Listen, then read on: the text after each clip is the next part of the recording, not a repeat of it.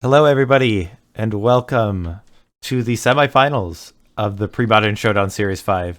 I'm Michael Hoyp. I'm joined in the booth tonight by Flint Espil. How's it going, Flint? Hi, everybody. It's going well. So we have our first semifinals. We're down to four players for our PSS. We have Tom Metelsky up against Rich Shay, and then later tonight we'll have Jared Doucette up against Lanny Huang. So we're down to four. We're going to figure out who our finalists are by the end of the night. But we have a lot of magic potentially, as our players are doing now a best of five. And so I'll jump over to our ban screen. But for this situation, no deck is banned. All decks are available to the players. They're able to pick one of the three, and they can try and figure out which deck they think is going to line up the best against the potential what their opponent is going to bring. Tom has brought blue-white Stiflenought, blue-white Landstill, and then the Rock, while Rich has red-green Goblins, Parfait Oath, and blue-white Stiflenought. Do you want to make a prediction, Flint, of maybe what is going through the players' minds and how they're going to pick which deck, or do you just want to just go over which decks are played? I know we got a long night potentially ahead of us, so I don't want to get too in the weeds, but I do think that we're just going to see a Dreadnought versus Dreadnought match here, right? Okay. Is that what's in the cards? I can let you know, but so Oh, let's jump down to the first deck that Tom is playing. He has selected to play the Rock. So oh, sweet. I'll so bet you're happy about that. yeah, well, I mean, the one thing that's nice about the Rock is you're not unhappy against playing any of the lists. I think that Rich has, and I mean, none of them I guess are a slam dunk. Though I feel like if Tom picks the Rock and Rich picks the Stiflenought, I don't know. I mean, like I feel like the Rock has a lot of tools to fight the 12-12.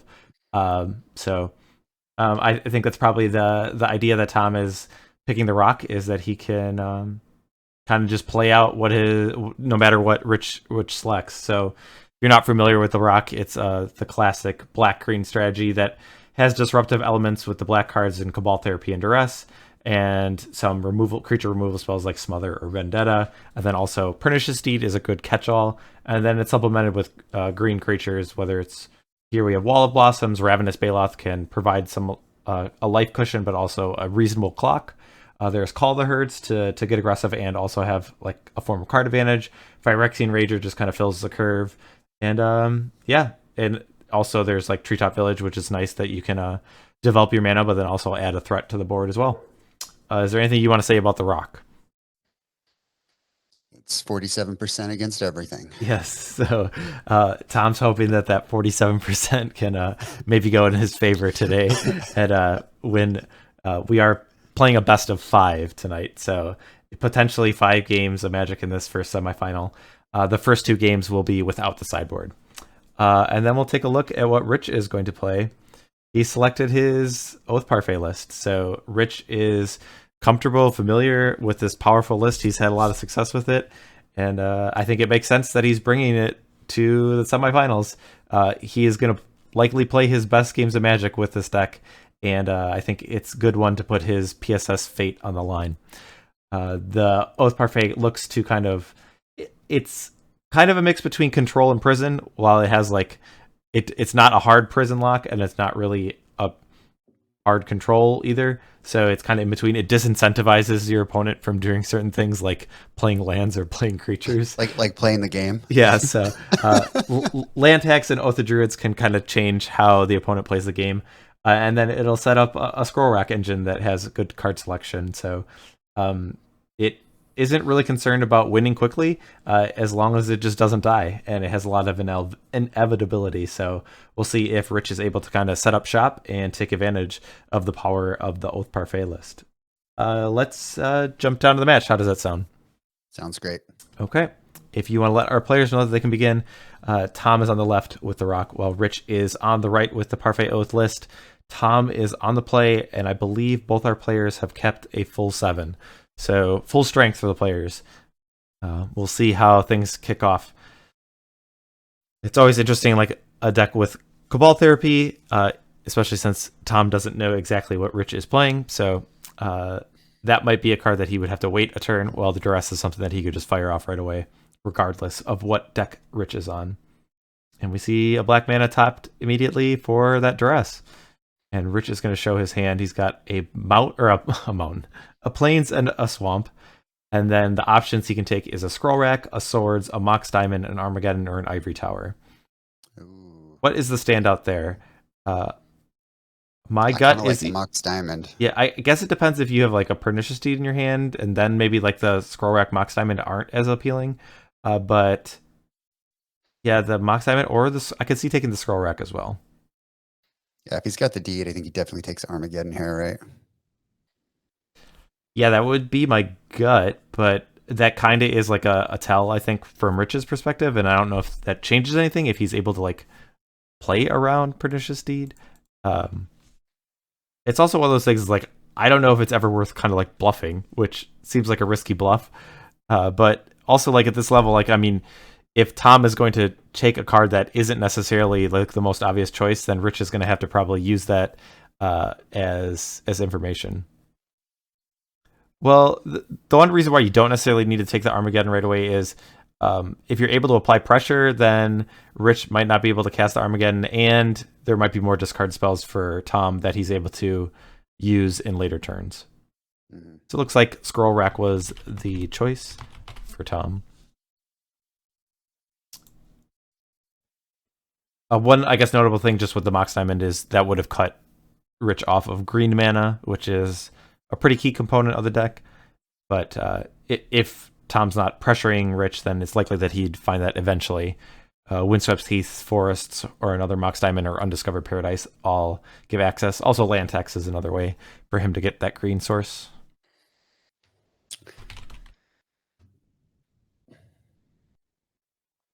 Ooh, there goes the Armageddon. Okay, so Cabal Therapy takes that. It looks like Ancestors Chosen was the card drawn for Rich. Probably not the most ideal one in that situation, but especially since his scroll rack has been taken.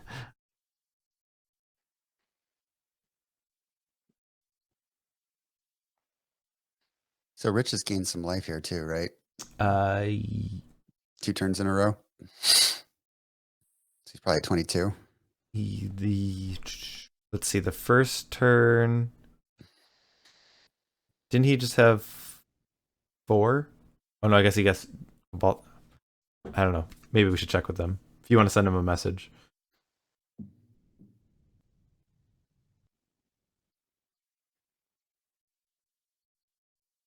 Or maybe they're noting. Well, I guess Tom still would be able to record the life adjustment.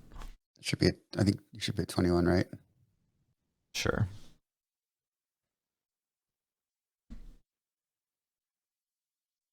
All right, Wall of Blossoms from Tom. One notable thing is that's an awkward card in the face of Oath of Druids, but I guess since Tom has seen the hand of Rich a couple times, oh, I take it back. There is an oath that is revealed, but the flashback of the Cabal Therapy takes out Swords of Plowshare, so we could see that Oath of Druids coming down and kind of making things go real long because while the Rock deck does have enough ways to deal with an Oath, like a Pernicious Deed, you're not going to really want to do it, I guess, if you're just, I guess, attacking with Treetop Village, I guess, in the meantime, is something you could do.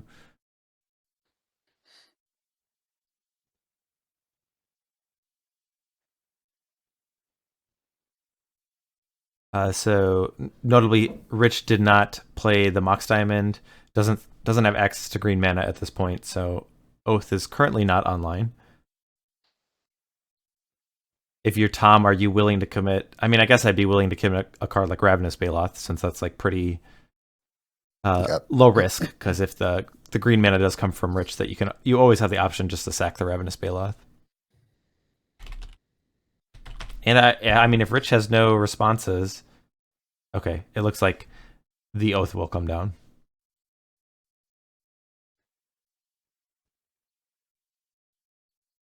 Tom will at least be able to get one attack in with the Baloth.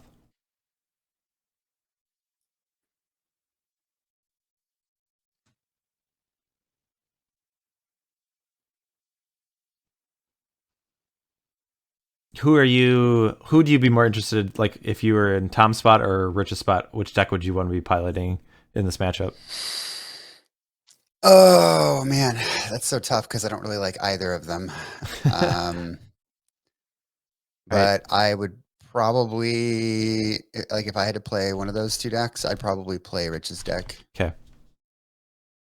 Rich did have a Swords of Plowshares for the Treetop Village, so that's a little bit unfortunate, I think, for Tom. That would have been a real nice card to keep in play since the Oath of Druids is already down. Yep.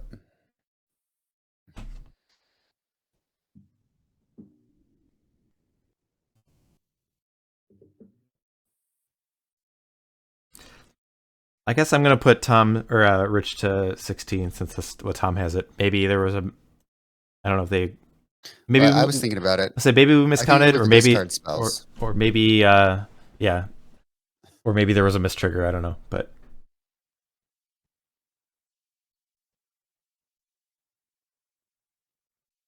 yeah, but I can see. I mean, like if this Baloth gets sacked, okay, then we're kind of back to a point where we're likely playing draw go. Oh, I guess with the knowledge that the Ancestor's Chosen is in the hand, He just wants to let the Phoenix come into play. that makes sense. I mean, I guess I didn't even consider that, but like that there, it's a pretty low risk oath because yeah, that you know that the Chosen, like the Ancestor's Chosen, would be a little bit scarier. 4/4 first strike lines up pretty well against Ravenous Baloth, but Shard Phoenix is not particularly scary here.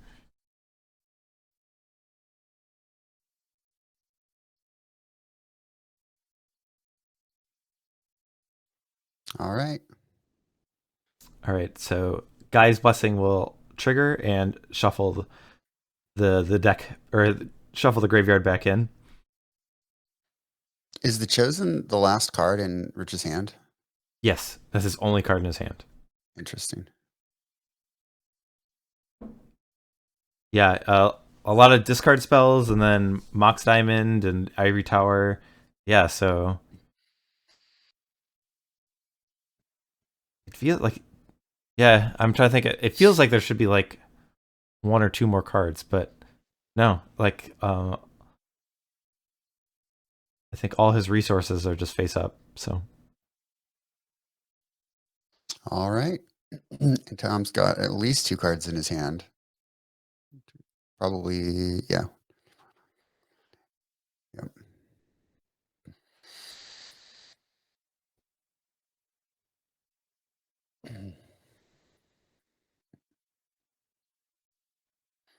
yeah, and until Rich finds a scroll rack, like I don't think Tom really has to worry about the Oath of Druids, right? Mm-mm. It might be even the point that he's committing more creatures to the board. Like Phyrexian Rager might come down. I guess that one's gonna die to the Shard Phoenix if that's the case. But I guess you don't have to like live in fear.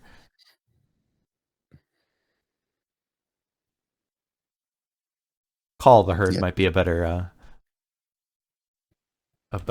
threat here.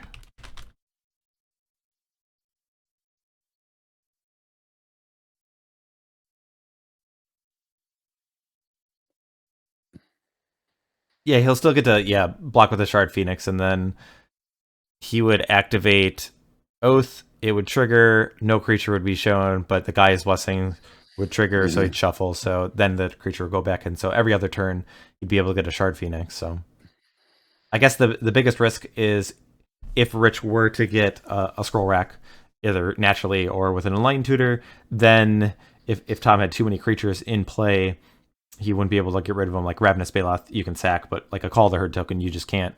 And then he might be caught in a position where Rich is able to put the Ancestor's Chosen into his deck and then put that into play.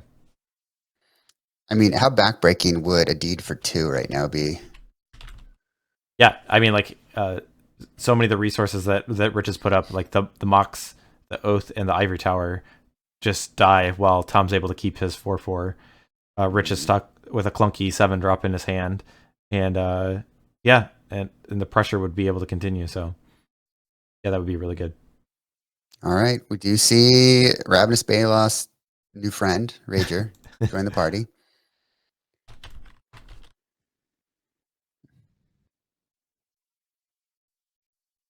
All right, so Tom goes to 22 and gets an additional card. And then it looked like it was a draw go from Rich. Yep. So Tom was not willing to attack with the Bailoff. Is that? He attacked last turn. Oh, he did. Oh, I missed that. Okay. Rich didn't block. Okay.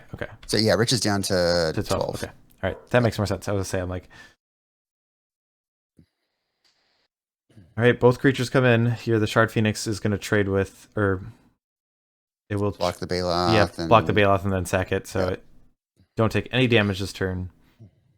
And now the Shard Phoenix is in the graveyard. Land deed. Ooh, a Dust Bowl. I mean, I guess there's no targets right now. Yep, there is a Pernicious Deed. And activate it for 2. Yep. I wonder if Rich has got a land tax. Yeah, I'd be like, I don't even know if that would be enough though. Like, yeah, you can draw basics, but until you have a card like the Scroll Rack, I don't think land tax does enough from this spot. Yeah, that was a very good 3-for-1. Very, very good. Cuts Rich off of green mana as well. Mm-hmm. Pretty brutal. Yeah, okay. I think the card that Rich needs the most, I think, would be Swords of Plowshares. Just getting rid of the Bailoff is probably the most important thing here for Rich's perspective. Yeah.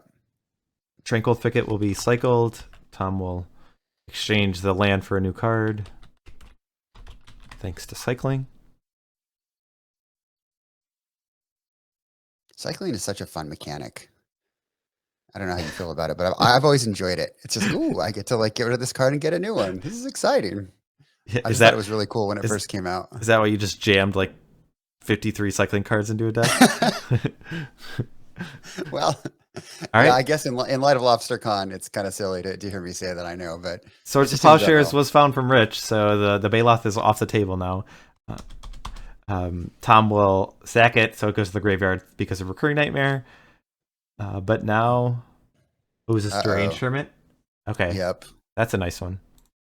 Just because it's, I guess, well, I mean, the removal spells for Rich typically are like Swords of Plowshares, and just spreading your damage out through bodies, multiple creatures, I think is really good.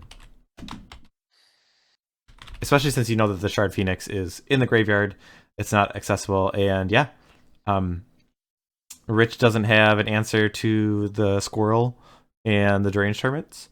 The Squirrels and the Deranged The Squirrel and the Hermits. Yes, yeah. So Tom takes game 1. So players are quickly shuffling up. Again, since this is a best of 5, neither player has access to their sideboard for their second game. And yeah, Tom got to be feeling comfortable taking one game.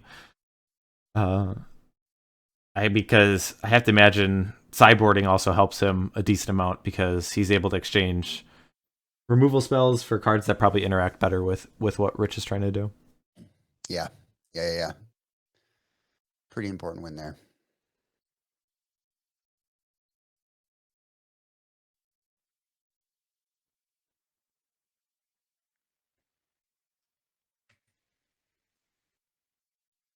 Okay, so do you, right now Tom's at 25 life according to him. Do you think that's going to change?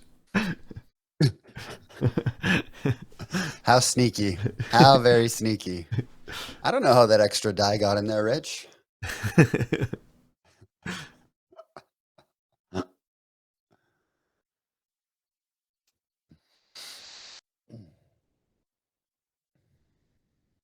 Was this basically the finals of our last PSS? Yes, someone had pointed that out. That yeah, both these players were in the finals, and now here we are again, just a semifinals appearance for both players, and we'll see who gets to make a back-to-back finals appearance between the two of them. These guys are pretty good at Magic. Yes, I would agree.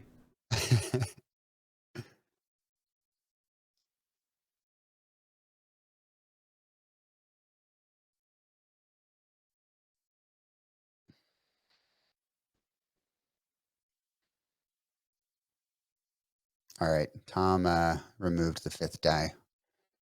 Okay. Oh, so we're all good. Starting at even footing. Yeah. What a gentleman. Yeah.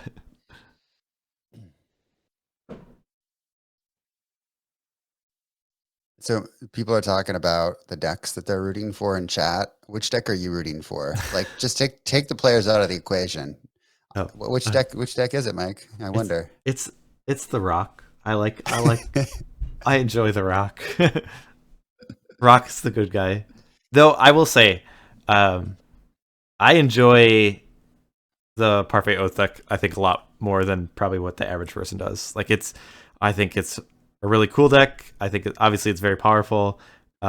It's cool how inevitable it is, and like I've played it a few times, and it's really interesting to play.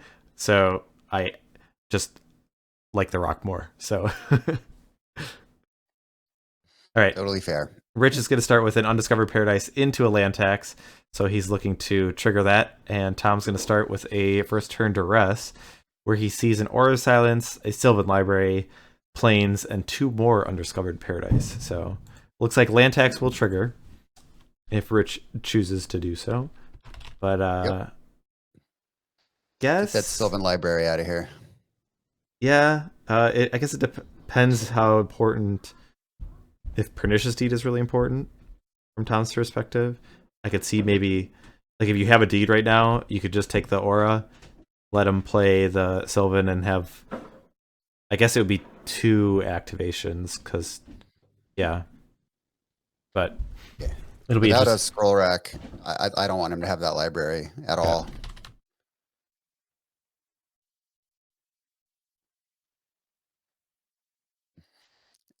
I think Dimitri has weighed on in terms of how he feels about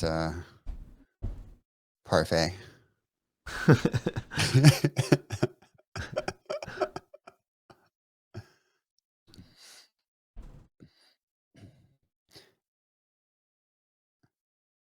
Let's see. What I'm just looking at Tom's list here. He does have 1 naturalized main deck, but other than that, the only ways that he has to get rid of the get rid of Rich's permanents really is Pernicious Deed. Okay. Yep. Takes the library. All right. And we're gonna tax. And what are we getting?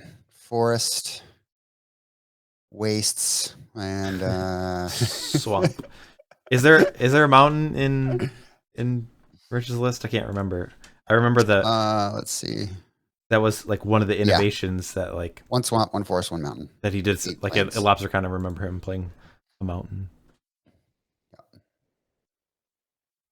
And he gets a swamp, a forest, and a mountain. Okay. Each of his 1-ofs. So he's got access to all his colors in basic form. I guess he had the 3 Undiscovered Paradises would do a good job of that as well. But all right, and then he'll plop down to Plains, and it looks like he has to go to discard, and Undiscovered Paradise is the choice. I will say one thing that I've seen some players, they're quicker to discard like basic lands, and well, in this case, I think you don't really need that many Undiscovered Paradises, so it's pretty obvious. But there have been times where people have discarded basics, and then you get to the point where you're in that mid to late game, and you're not able to tax for additional lands because they're already in the graveyard. So one thing, I guess it's maybe not as applicable now that land tax has been banned, but one thing that some players I'd see do when they're playing the scroll rack land tax engines. So, Duress reveals that an Armageddon was drawn. What a sneaky little Armageddon hiding over there. And that might change what Tom how he needs to evaluate the hand. He was probably thinking he was going to take an Aura of Silence, but Armageddon. Ooh. Did you just get food delivered? Yeah. I got Look at that. McDonald's. I'm jealous. What do you got? So I see some French fries. Did you get a burger? Just 2 cheeseburgers. Nice. No onions. You didn't spring for the chicken nuggets? Nope. Oh, it's the best thing at McDonald's. I would say last time I had the McChicken, I think at one of the streams I know I got delivered a McChicken. I think also my wife, like, I don't even think I was like on, I think I was on a scene where it like wasn't showing any of the cameras, and she like like crawled on the floor. And, like, have you ever seen the video where it's like a news reporter and it was, I think like COVID was somewhat new, or he was working from home and he was doing it in his office, and like the door opens up and he has this like little toddler comes in and like prances in like this, and then his wife comes in and like, oh, then a baby in like a little walker comes, and then the wife like comes and just like yes, she's like trying to stay out of frame and it's clearly not, and just like it went viral, and that's what it reminded me of like her just trying to stay out of frame. Yeah, I get the full frame view here. Yeah, viewers at home, you're missing out on a plate, a well plated McDonald's meal. Oh man! All right, so he did take the Armageddon. A couple more turns. Wow. All right. See you later, Orb Silence. All right. Well, the Rock has been pretty consistent at shredding Rich's hand, which kind of, I guess, like we've talked about, the parfait list is like, if you're not able to set up that engine, there is kind of a decent amount of air or fluff. And with Rich just playing off the top, if he doesn't find a card like Enlightened Tutor or a Scroll Rack, Tom could like risk it and just like play a creature and just like start clocking him. But I guess Tom does not have any green mana currently. No green mana, no pressure. It's one of those problems, right? Where you can have those awesome opening hands where you just shred the other person's hand, but then if you don't do anything. Yep. And his best pressure comes from double green mana creatures, right? Yep. Ravenous Baloth, or I guess, I mean, like, it's probably just Ravenous Baloth and Treetop Village. I mean, I guess it's Hermit, sure. Deranged Hermit, right? It's got 2 in the deck. Yep.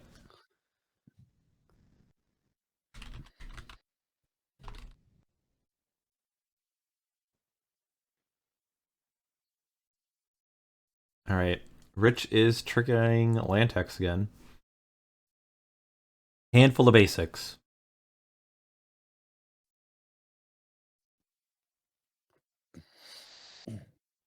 Caustic, maybe not, depending on how the matches go, because Lanny has a parfait deck as well. And I mean, so if Rich wins, he could bring it next week to the finals. So we could see parfait in the finals. Maybe we could have a parfait on parfait finals. It's very possible. Someone wants to comment that for me. I'm more than happy to give up my seat. I mean, Lanny had said that he was.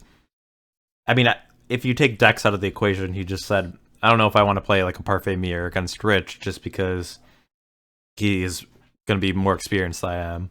So that might be something that if Lanny is in that position, he might be a little bit nervous about. But then again, I mean, like, Lanny's deck does have Burning Wish, which does give it a different dimension, and it could just be that he has a decent enough matchup that it's something that he would want. All right, we have a Pernicious Deed from Tom. So, yep, green mana is there, and the Pernicious Deed is as well. And I guess I'll note that it,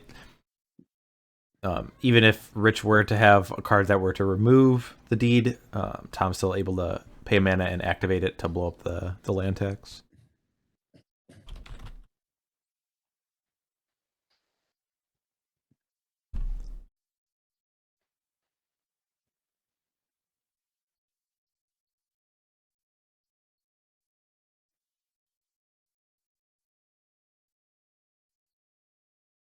Casual 9 cards in hand for Rich. Yep.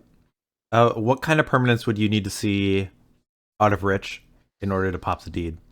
So we see Scroll Rack's the obvious one, right? Yep. But I think if he played Sylvan Library, does he just have the 1 in the deck? He might just have the 1, actually. I can check. And it's in the graveyard. No, he has 2. Okay.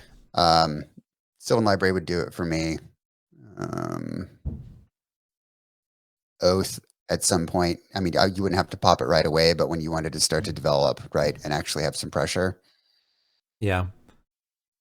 Yeah, I guess, I mean, there's not really that many other threats in the deck. I mean, like, the other permanents are Mox Diamonds, and I can't even think of anything else. Oh, he's taking a little peek. Nice. All right, there's the village. So I find that the sequencing of timing that duress a little bit interesting. Like I think you would just wait till the next turn, right? Like the idea is if it's like a Sword to Plowshares. Yeah. But unless Tom is using all his mana, I think if he's gonna follow it up with something here. I mean,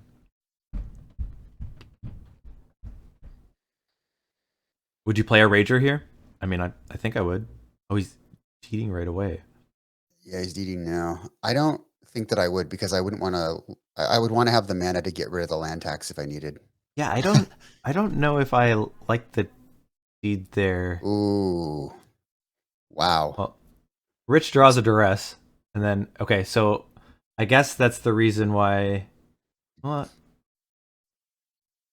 I was to say, does Tom still have a land drop this turn or no? All right. Well, anyways, duress was drawn and played by Rich, and Tom showed a hand of land and deranged hermit. And there is suddenly 9 points of power on the board. And so far, Rich has cast 1 or 2 spells, I think, this game, right? He's cast a land tax and a duress. Yep.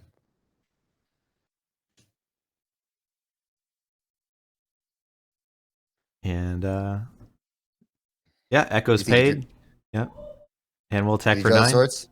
Did he draw the swords?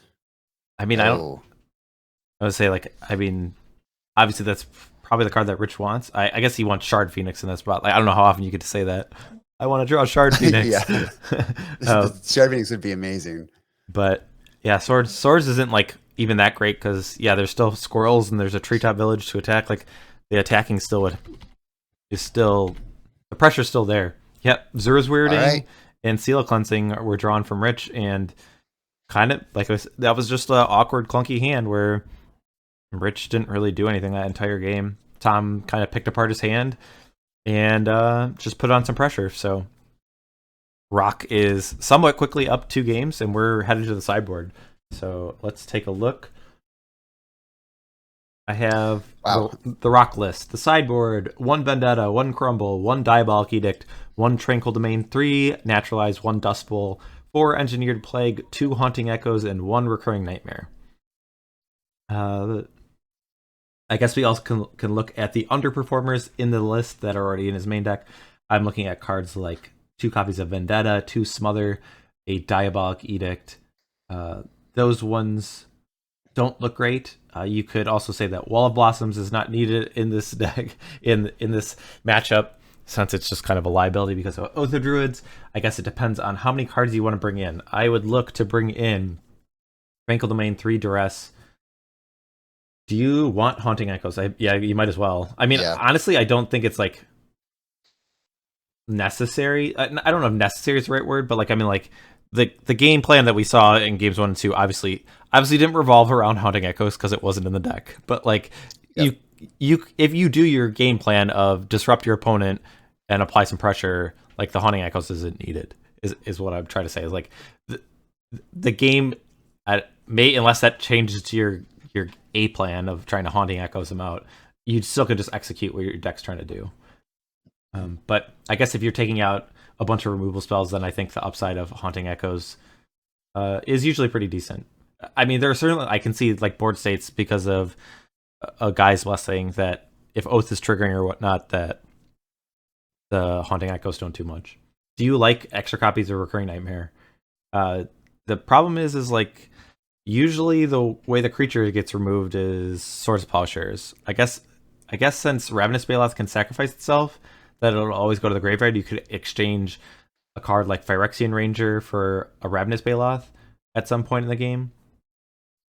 I guess, let's see it. Bringing in Tranquil Domain and Naturalizes, those will come in easily. That's 4 cards. I think Crumble is better than... Do you think Crumble's better than Haunting Echoes? I'd say so. Like hitting Scroll Rack and or Mox Diamond. He might want to bring in the Diabolic Edict, honestly, because if Rich brings in a Chroma and is able to like Oath and a Chroma into play, I think Tom just loses, right? The thing is, like, Tom has a lot of agency of whether Oath triggers or not. Like he has discard spells, Pernicious Deed, and he's bringing in a bunch of ways to remove an enchantment. So like you could, I could see saying like, I'm just not gonna like commit any creature if there's potentially gonna get Oathed, or until I have like a card like Naturalize. That would be my guess, but like I could see maybe having Diabolic Edict. It opens up like some backdoor situations of you play creatures and then you have to play the Edict on yourself. I don't know. I personally don't.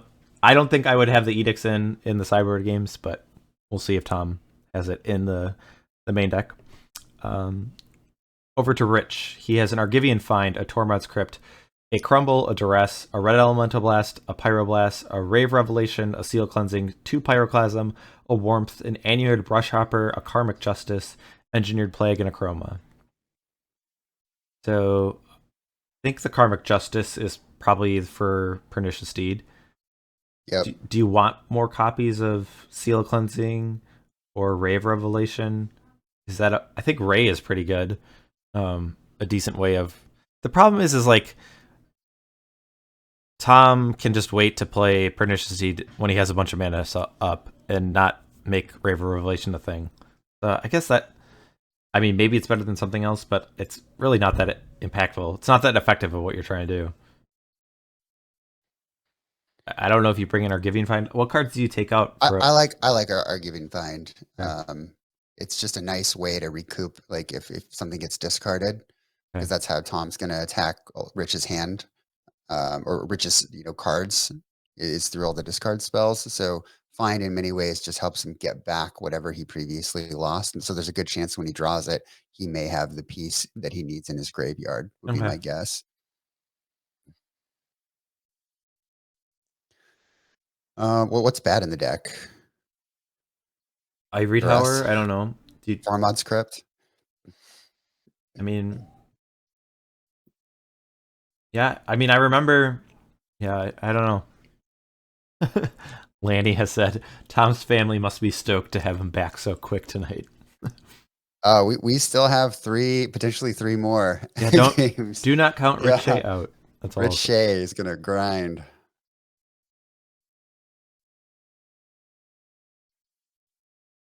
Lanny's cooking dinner for himself before his match. He's gonna get fueled for a potentially long five game set for himself. But yeah. All right. I'm not exactly sure how Rich tunes his deck in this matchup, but it doesn't seem like there's a real new angle or anything. I guess maybe a Chroma is better than Shard Phoenix or something, but I don't know. We've seen the situations of where you draw those cards, they're real awkward. It's certainly awkward to have a Chroma in your hand. Yeah, but I think it's way better to Oath into. Yeah, but I just don't think that Tom is gonna trigger Oath unless he like. I think Tom's just gonna be very cautious about committing anything that would trigger, anything that would trigger Oath.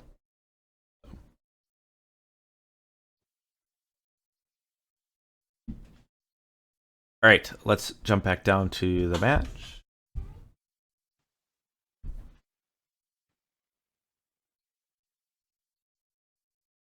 All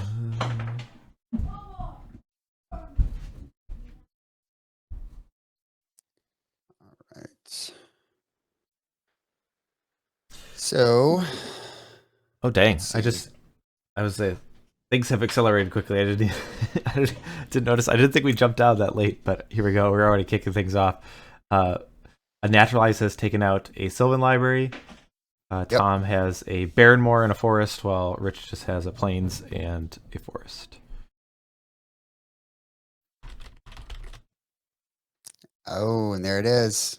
Doesn't even have to tutor for it. All right. Karmic Justice. All right. I mean, the one thing I will note is Tom has a lot of ways of answering enchantments in the post-border games that, like, this card I don't think will necessarily be. Oh, let me reset the life total for Rich. Sorry about that. I don't think this will be super problematic, but I guess if it just makes you deed 1-for-1, that could be enough. Oh, well, here we see a situation I guess we were talking about. I didn't think that Tom would play a creature into triggering Oath, but he's just running out a Phyrexian Rager on turn 3. And then Rich does have the Oath of Druid, so we'll see.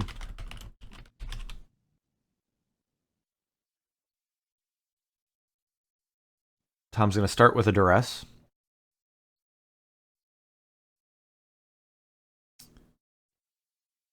Yeah, he could have a therapy here. Okay, so the cards that we see from Rich are Scroll Rack, Enlightened Tutor, Aura of Silence, and then Annured Brushhopper, which that one is from the sideboard. I guess you take the Scroll Rack, but it's interesting there that like Rich had the option to cast Enlightened Tutor in the spot. I guess he thinks he might be triggering Oath, so Enlightened Tutor doesn't have as much.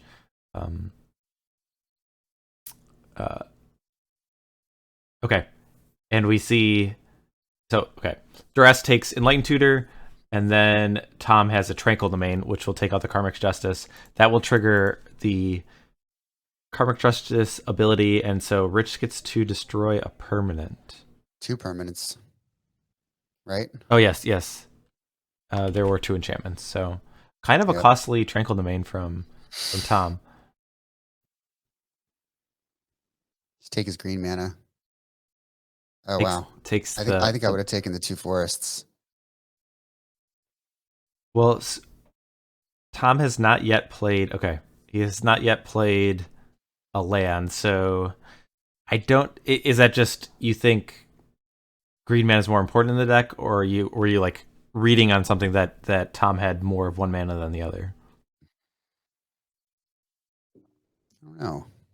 Okay, I do think. I mean, the deck is more green hungry, I guess, like Treetop Villages and Ravenous Baloth and Deranged Hermit. But Tom is now getting aggressive. He's attacking with the Rager, and now he's summoned a Call the Herd. So there's a 3/3 token, and Rich has deployed the Scroll Rack, but the full engine's not online because the Enlightened Tutor was taken. So Rich will have a smaller Scroll Rack. I think he's got 3 or 4 cards in hand. And now he'll deploy an Oath of Druids. Well, I like how I said that Tom is not going to let an Oath stay in play if he has creatures, but there's been multiple times, so. He's got Rich down to 10, but do you think Rich took out the Ancestors Chosen or the Phoenix? I'd probably take out the Phoenix. Yeah, the Chosen lines up pretty well against like Ravenous Baloth and Treetop Village, and the 4/4 is kind of nice. So like, I don't think the Phoenix lines up that well. Like it kills Phyrexian Rager. That's about it. Yeah, I think the Phoenix comes out and a Chroma comes in. Would be my guess.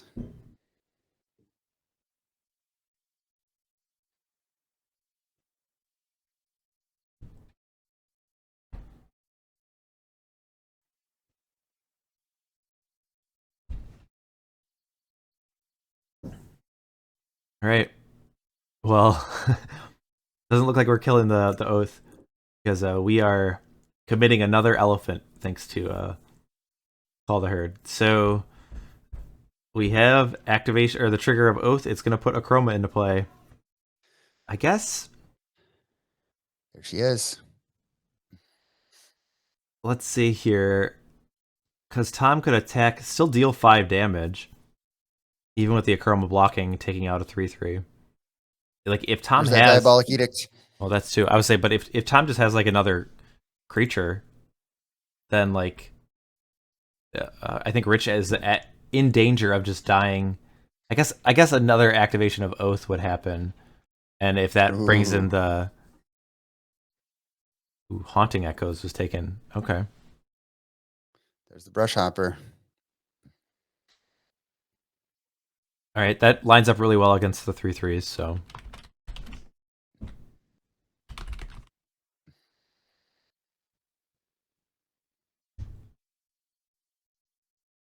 It'll be interesting to see like if Tom's ever at the point of where he just feels like he's like dying. There's almost an advantage to triggering Oath from this position so that he sees more of Rich's deck so he can see how he sideboards. But that would kind of be a last resort and just like, oh, trying to gain a little bit of an advantage from a bad position. Hmm.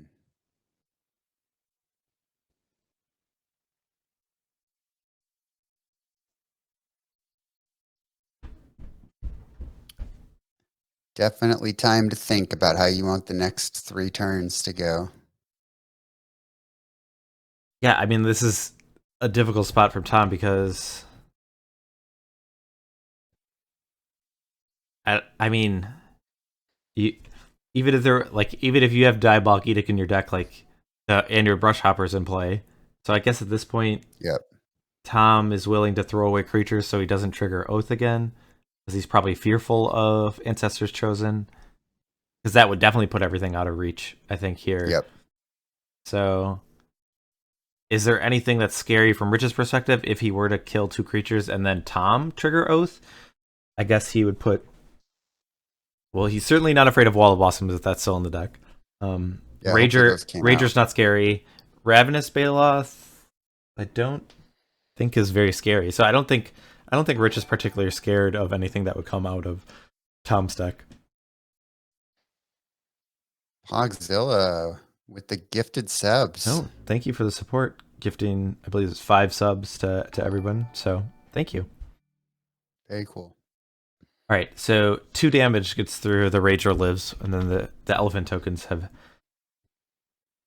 been taken out. Oh yeah, Deranged Hermit might be the best flip for Tom in this position, just spreading out the damage. So he Though, needs to play that Llanowar Wastes, right? why does he need to? In case he oaths into a... Uh, well, no, never mind. He doesn't need to play it now. yeah, Because yeah. the echo would be the turn after. Okay. Yeah, I'm an idiot. Well, Tom does have a Ravenous Baloth, so I mean, I don't think this is enough. If he had like Treetop Villages, then like that might help. But I think Rich's life is comfortable enough. Oh, I think I also missed an attack from Akroma. And probably. Oh, yeah. Yeah, you definitely did. All right. Tom's at 12, and he's about to be at 6. Does have Ravenous Baloth that he could exchange life and then spin the wheel with Oath of Druids. Or he could... Yeah, I'm trying to think. Could you win this game, like, if you were to flip Deranged Hermit, does that give you the possibility of winning? You'd go to 10, flip Deranged Hermit, put 4 scrolls into play. I think that might be Tom's best chance here. Yeah. Agreed.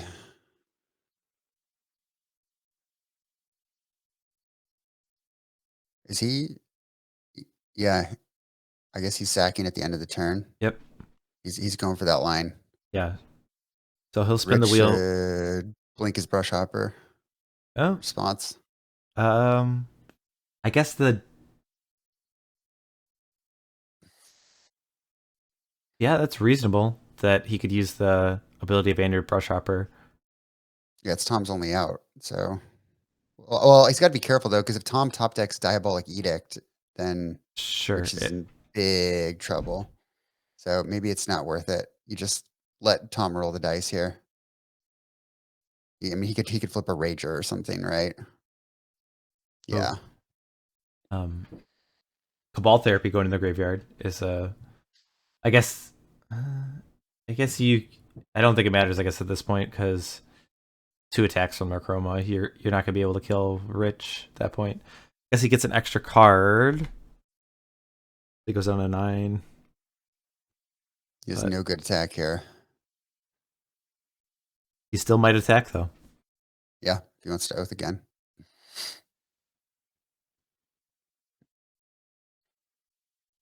But there's no way Rich blocks if he just attacks with 1 Rager.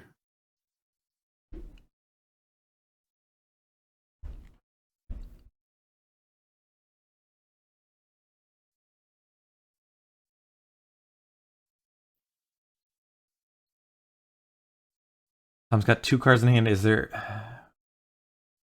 No, like, you're not anywhere close to deeding for 8. Is it Chroma 8 or 9? I always think that she's 9, but 8. 5, white. but it is. It's 8. All right, so naturalize the scroll rack.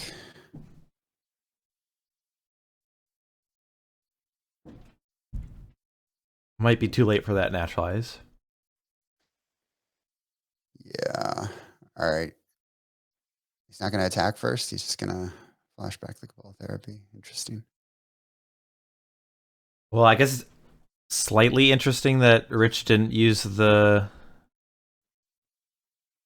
scroll rack, and so now the Cabal Therapy could potentially take something, but I mean, I don't even know if there's any spells that are relevant. Scroll rack and Gemstone Mine are the cards in hand. And Tom will pass the turn with just the Phyrexian Rager in play.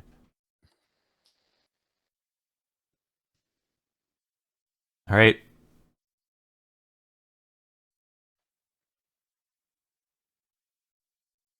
You attack with the Brush Hopper too.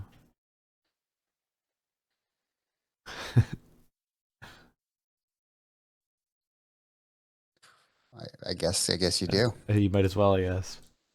But Brush Hopper gets in there. The Rager jumps in front, and Tom will go to 3. He gets to trigger Oath.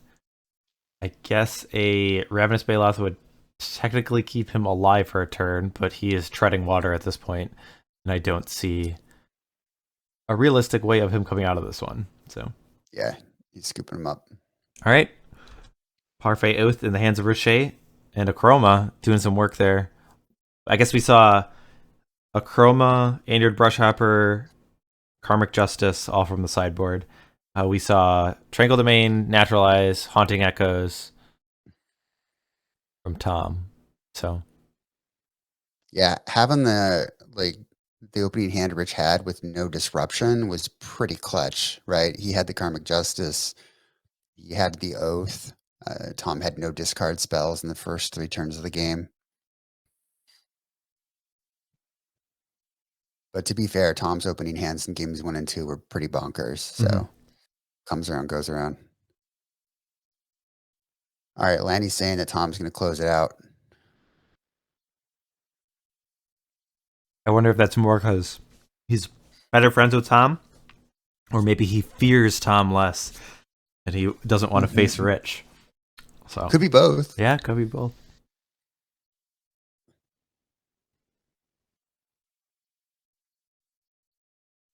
Or maybe he just fears them both. I think Lanny's talked about like who he fears, and I think he's pretty confident against most opponents, but Tom and Rich might be up there of anyone that he might fear at this point. So He probably fears Michael J. Hoyt. I don't think that's the case. On the Rock.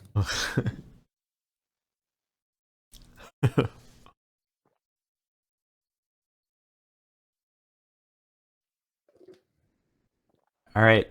So do you think, I mean, the sideboard games, do you think, I mean, I don't feel like Rich's deck really changes. Like, I don't think I mean, maybe he's slightly improved, but I just feel like he's doing all the same things as the first game. So yeah, I feel like it's kind of like in Tom's hand to just, I mean, do kind of what he did in the first games, that disrupt the hand, find the clear coast, and then apply the pressure. I mean, that's what he tried to do here, but I guess the Oath of Druids, it was a little bit costly to destroy the first one, and then the second one kind of just was too much.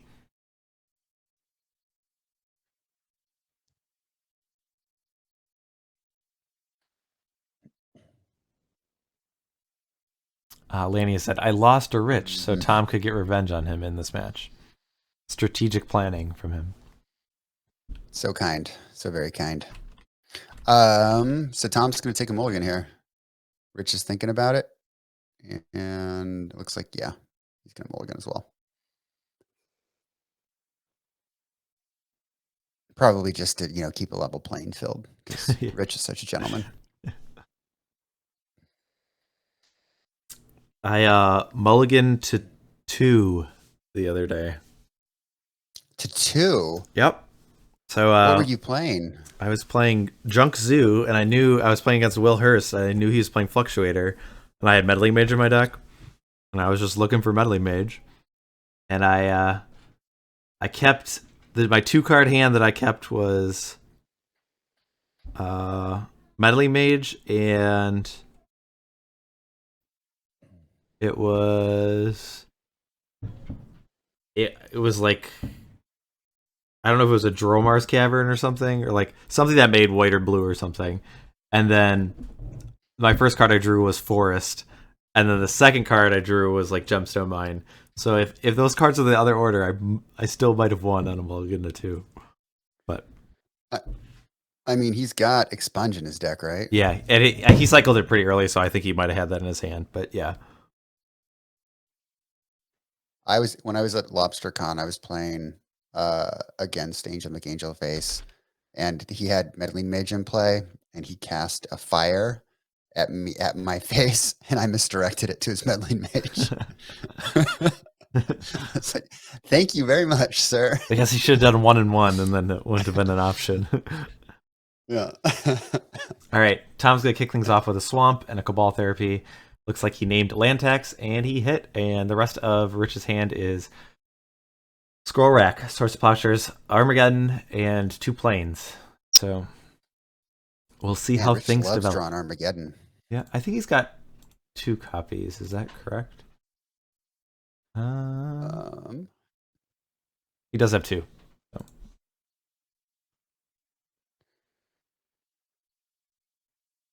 Both main, yeah. Mm-hmm. Yep. Pretty cool that we get to see Armageddon played in this format.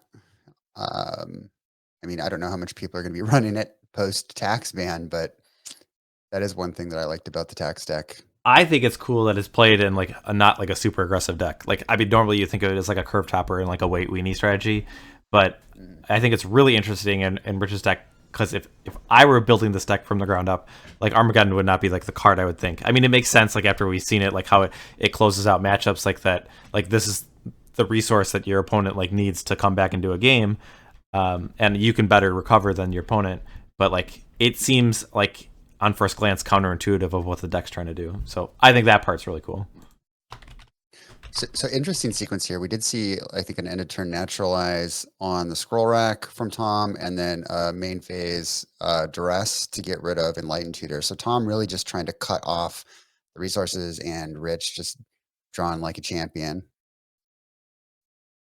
Did you see BK's comment? No, I didn't. Who wants to watch a best of 9 exhibition series? Mike Flores versus Will Hurst, where they play their PSS decks.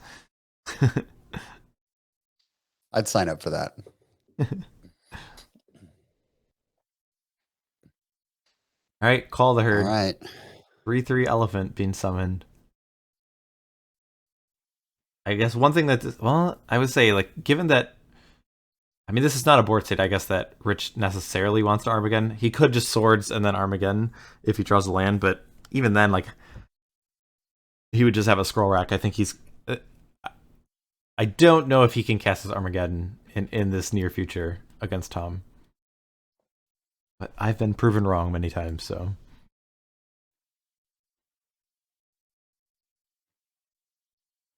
I mean, one thing that Tom has done is he has not played a 4th land, whether that's by choice or just by him not having any more lands. That is an information piece for Rich, which he plays in Undiscovered Paradise and slams down the Armageddon. So the 3/3 staying in play, not wasting any time, and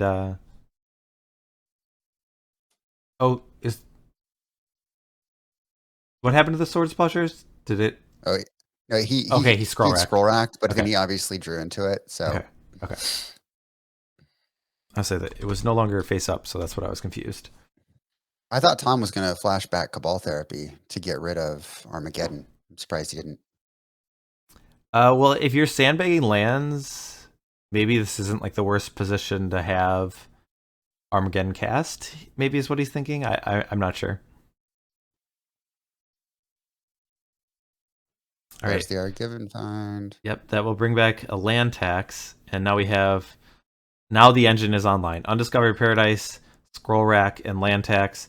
Tom has already played a land, and now things are looking pretty grim from Tom unless he has a land and a way to destroy one of these pieces. Oof. He does not. So we might be going to a game 5, folks. yes, this definitely feels like a swinging point where Rich feels definitely very favored in this position.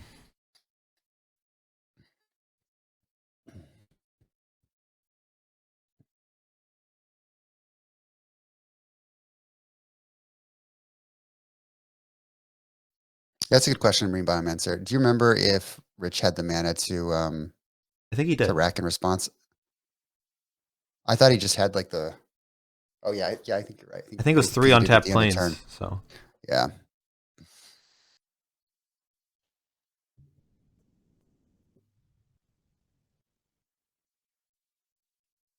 all right, Tom is sitting in a position that I do not envy. This is kind of one of the most hopeless feelings where it's just like, all right, things are going to go on a little bit longer, but it's definitely going to be an uphill battle for him. I mean, Oof. we see a Ravenous Baloth, a Cabal Therapy. We do see a Diabolic Edict and 2 Haunting Echoes. Looks like the Cabal Therapy is taken. I mean, I guess Pernicious Deed. The problem is like you just need to have Deed and 3 lands like real quick because Rich is getting an advantage from triggering this land tax with the Scroll Rack. So it's not the traditional clock in terms of creatures attacking your life total, but the door is closing for Tom. So Yep.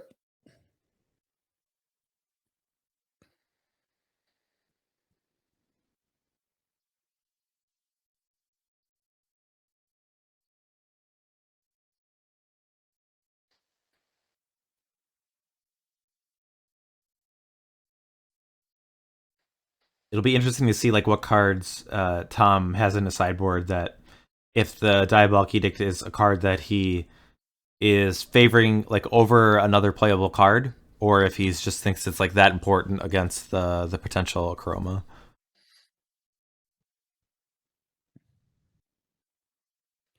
Oh man, brutal. Feels good for Rich. Were you able to change all these basic lands that you tutored with land tax for now new cards? Keeps one of the cards, it looks like, and the rest gets scroll racked away. Yeah, I think 7. I think he racked for 7.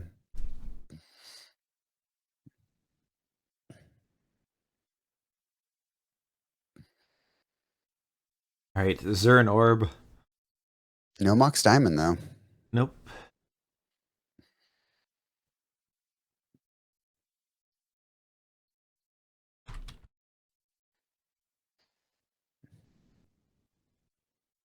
Oh, and one of the other meetups that we went to, I was playing The Rock, and I have Zurin Orb in my sideboard, and I was playing against Fluctuator in the hands of a different pilot, but I think he only had like 23 creatures, so I'm like, well, if the game goes like past turn 4, then like Zurin Orb is kind of just a way to just nullify Drain Life. So it was like it was really interesting. Like I think traditionally people think like, okay, the Rock isn't that good against Fluctuator because, yeah, it can strip the Fluctuator but can't do anything else. And I'm like, well, if the game goes to turn 4 and I draw a Zurin Orb, I feel like I'm in pretty good shape. So interesting. I don't know if like how many people are playing Zurin Orb in their sideboards, but it might be good Fluctuator tech against them if you can get to the fourth or fifth turn. Fluctuator deck's supposed to have 26 creatures in it, so Okay.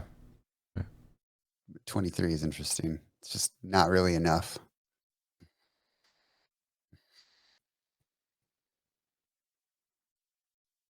So you're going to need 2 Balos or several lands. Sunny.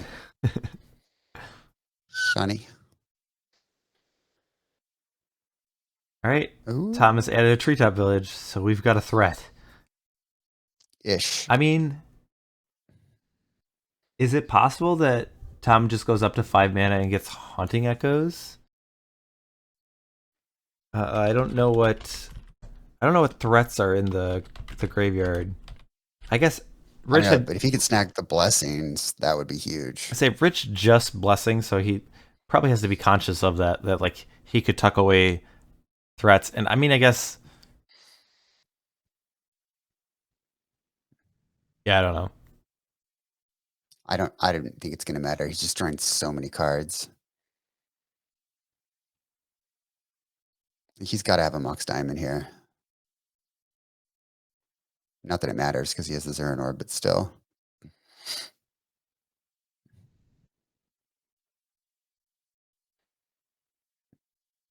All right, he's gonna activate Scroll Rack. I, I mean, I guess without the land tax because of the Tranquil Domain. I mean, it just seems like he's got enough cards that he's going to find an Enlightened Tutor or another land tax. But maybe that's not the case.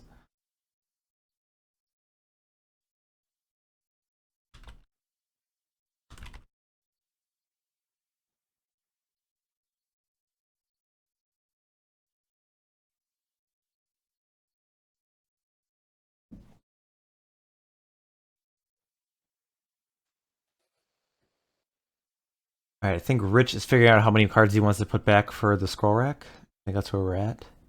See the shadow. Oh, The cards I thought being he already fit. No, I think he already Oh, activated it, oh Mike. I yeah. think he Oh, was just he's moving going to to discard. Okay. Yeah. So Oath of the Druids has been discarded.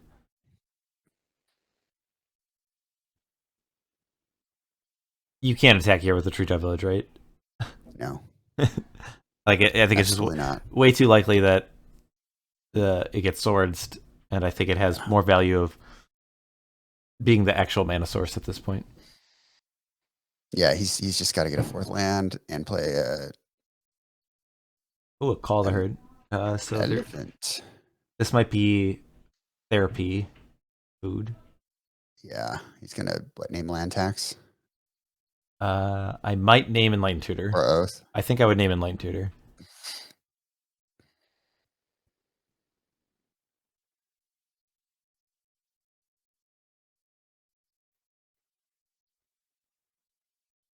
So your name would be Rich Land thinking about Tax. it. Tutor's probably a better name, to be fair. And the fact that Rich is even thinking about it, well, we don't know if Yeah, this could be thinking from either of the players. yeah, I think we're thinking Tom's still from thinking, it Tom. looks like. Yeah.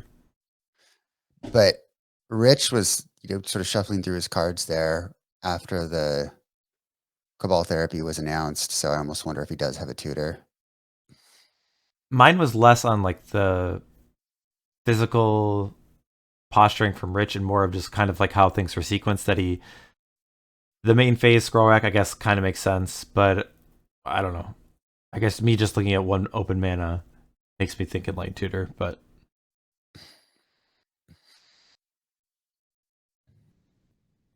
I mean, also, I would want to take Enlightened Tutor to prevent shuffling, to give Rich less looks, because if Tom rips a land, an untapped land next turn, he can cast Haunting Echoes, right?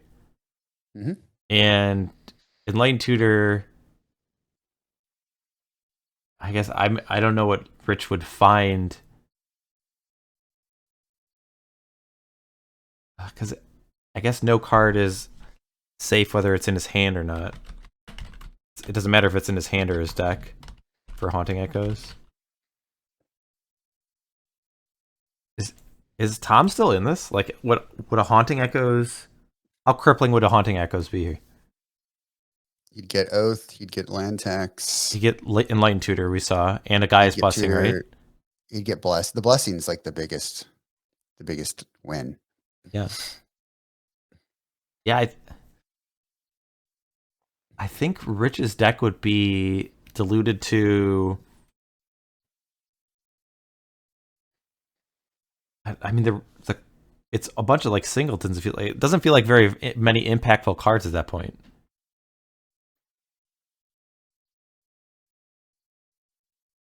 Chat is saying that he thought he shuffled land tax back in. Oh, Right. he may have. So we see a hand of Scroll Rack, Swords to Plowshares, Karmic Justice. I didn't see the rest, but it's going to get racked away. He had an oath. So there might He be had Enlightened a Tutor here, like in these top cards that he racked.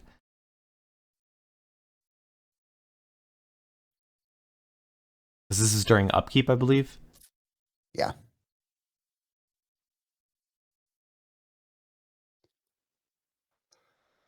Correct. Echoes does not hit the hand, right?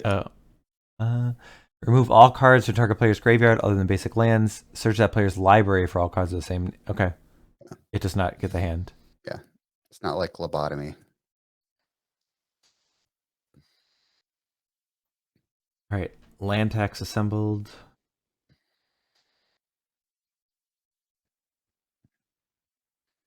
I mean, I would not be unhappy to resolve Haunting Echoes from this position. And Tom draws. I have to imagine it's not a land, otherwise that's what I would be slamming. But I guess his only other option is just play Ravenous Baloth, right? Yep. Like it's pretty low opportunity cost to do that.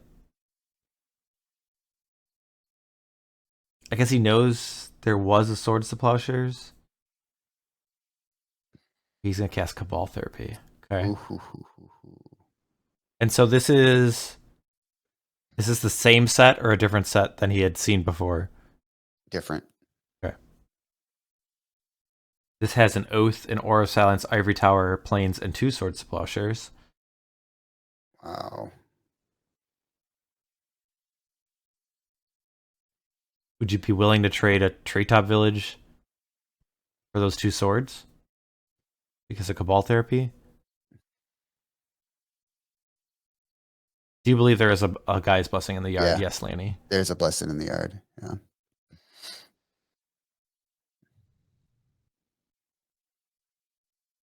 Yeah, I guess then taking the swords like immediately isn't.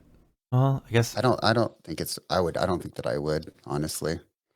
yeah, because if you're not killing Rich quickly, then it's likely Rich would be able to find like a guy's blessing and just like shuffle him back in.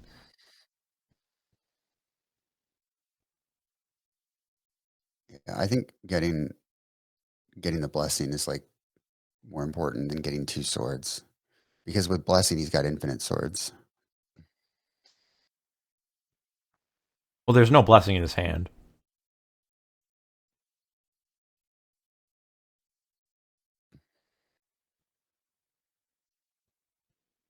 All right, so Tom has passed the turn. And Rich is going to land tax and now scroll rack. So he's going to get, I guess he had, was it 5 cards in hand before the trigger? Now he has 8, I think. 1, 2, 3, 4, 5, 6, 7. So 9 cards in hand total, it looks like. Just a meager 9 cards. 2 cards were kept. 7 cards were exchanged.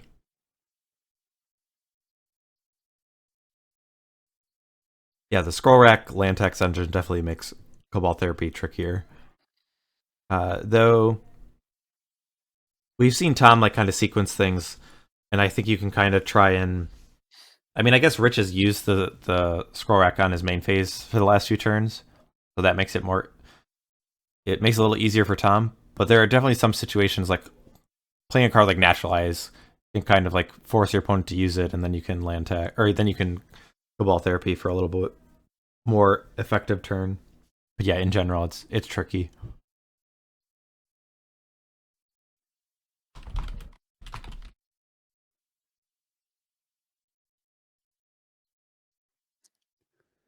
All right, Rich will add an Oath of Druids to the battlefield.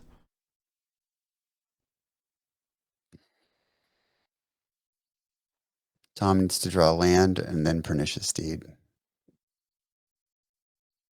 Yeah, well, And even then, it still may not be enough. Well, I'm just trying to. I'm interested to see if a Haunting Echoes were to resolve from the spot, how problematic it would be for Rich. And we Here do it have that comes. option. I guess we're gonna find out. Rich is gonna, or Tom's gonna take. Is it 2 damage? Yeah. Is that 21? Yeah. All right. Haunting Echoes What do has we been get? cast.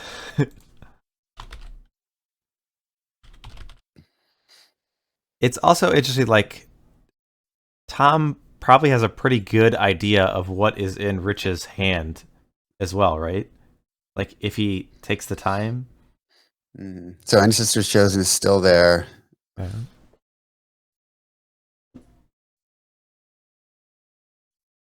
Okay.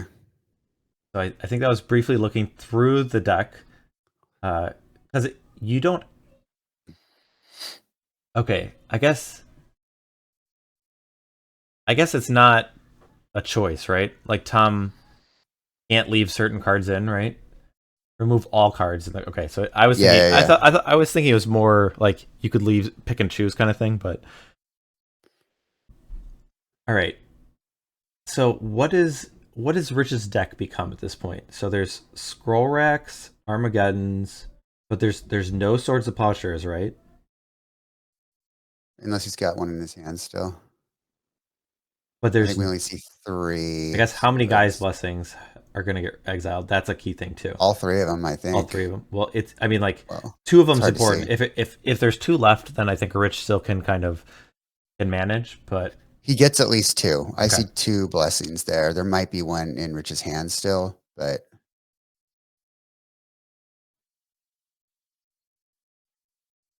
so we got all 4 tutors. We got a couple undiscovered paradises, 3 swords. So there's 1 swords in Rich's hand.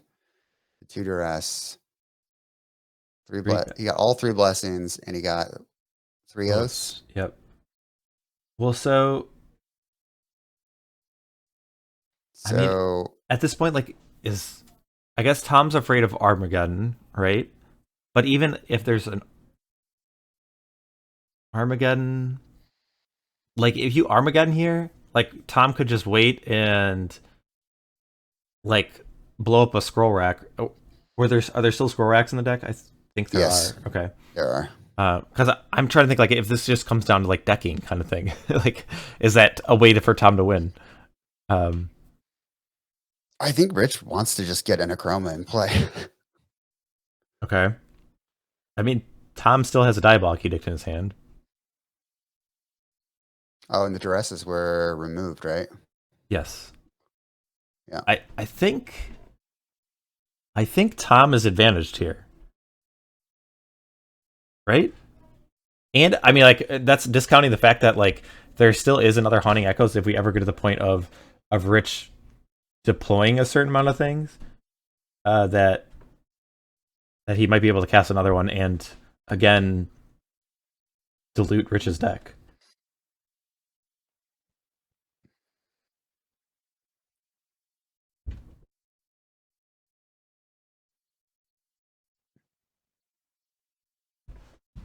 Yeah, I would not be unhappy to be Tom in this position. I think, okay, this might be an Armageddon, and that could change things. Okay, he's gonna And Rich is sack. like, wait, I'm gonna sack my lands here. Yep. He's gonna cast Armageddon. Okay. So I have Rich at 25 now, and so, okay, if we get to this point, and if Tom is not playing any lands, I think he's not gonna want to play lands unless Rich has. Well, I was gonna say the Zernor makes it a little tricky. Like, he might not want to play lands at all. Like, just, Yeah, I'm surprised he played that swamp. yeah, I think I would wait. I think I would wait would've until I wait. had a Naturalize and then 2 sources, and then you give, like, 1 activation of Scroll Rack for. Yeah. Now Rich gets a ton of activations. Yeah, I don't think I would have played that swamp in that spot. Yeah, at least drop 7, right?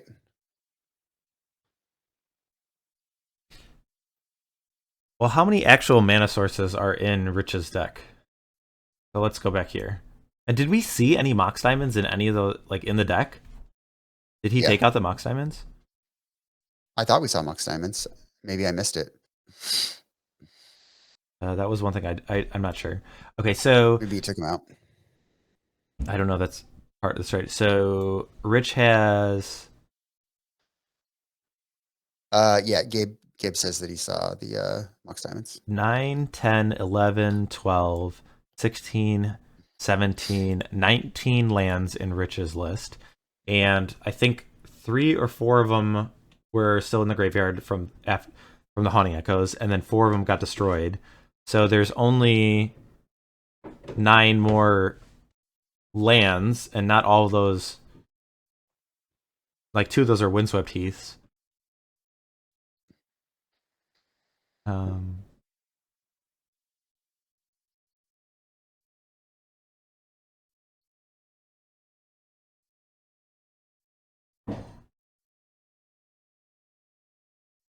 I mean, in theory, Rich could play an Andyard Brushhopper and start beating down with that. Mm.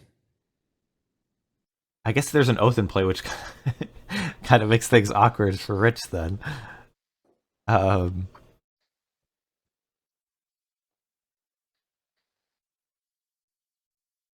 I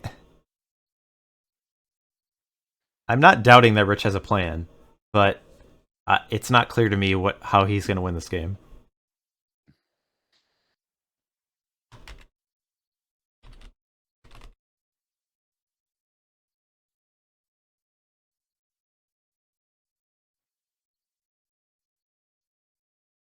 I think getting the Swords of Plowshares and the Guy's Blessing are really key. I guess the Guy's Blessing just in general. The blessing is huge. Yeah, You just got all 3 of them. denying that inevitability out of Rich.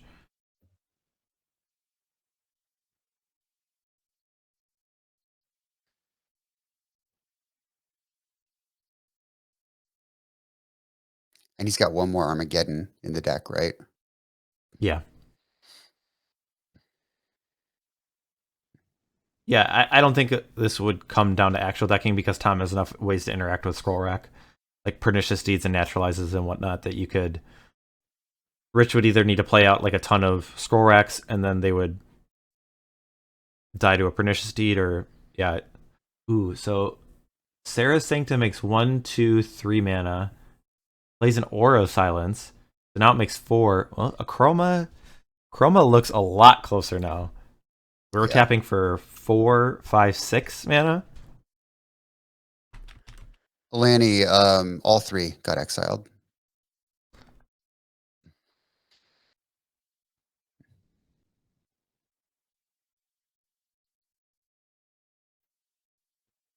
But we will have to note that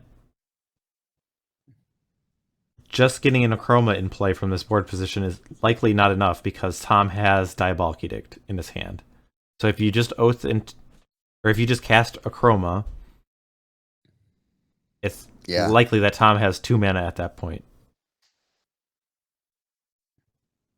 Yeah, if you're Tom, you need to sandbag a land in your hand and then wait.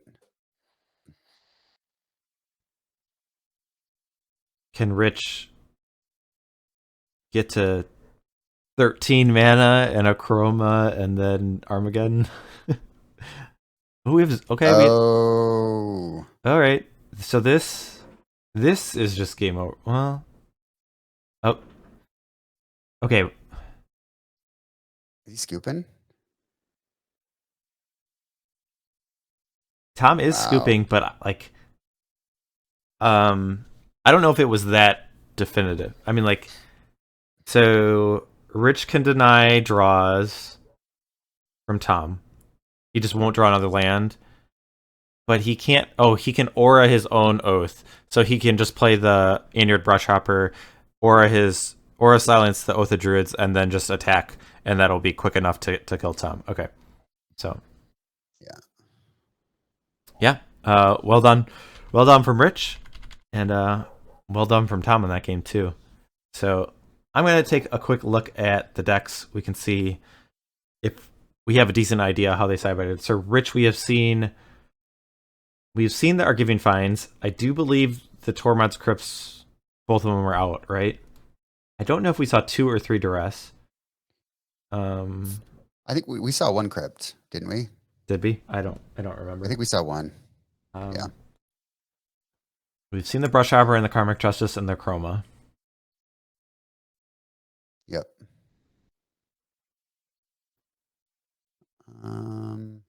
We saw the Duress. No, we only saw 2 Duresses, actually. Okay. He didn't bring in the third. So my guess is Ivory Tower, Shard Phoenix. I mean, maybe Ancestor's Chosen has been taken out. No, I thought it was still there. Have we seen it in the Cyborg games? Yeah, I think we saw it when he did Cast Haunting Echoes. Okay. We saw the Brush Hopper, the Ancestors Chosen, and then a Chroma. There's the 3 creatures. Now looking at Tom's list, we've seen Diabolic Edict. I mean, there's one in the main. I don't know if I guess he's probably brought the other one in. Twinkle Domain, Naturalize. And the Haunting Echoes. Yeah. Yeah, he probably took out the Smothers and the Walls.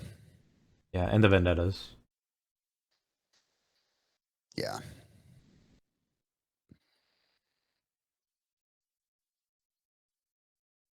I will be right back. Okay. Just gonna grab my coffee. I think the players might also be on a break. But yeah, we're headed to the 5th game of our semifinals, where Tom will get to be on the play, and he's looking to take down Rich Shay in order to advance. Okay.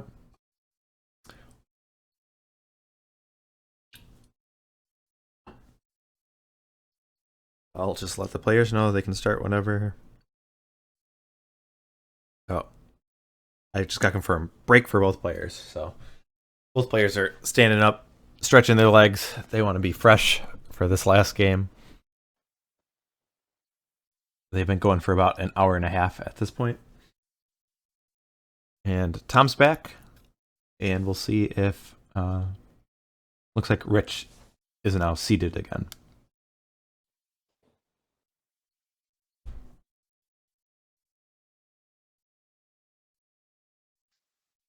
All right, chat. It all comes down to this game. Who do we think is going to win? Is it going to be Tom Metelsky with the rock, or is Rich Shay and his Parfait Oath going to be able to take it down? Who does your heart tell you is going to win? I think everyone's a winner, just for getting to watch Premodern. I mean, the games have been... They've been pretty... I don't know if they've been different per se. Like, Tom has kind of executed the same thing every time. It just got to the point where I think where Rich had quickly turned the corner in the 3rd and 4th game. Like, I feel like Tom did a decent job disrupting him every game. So...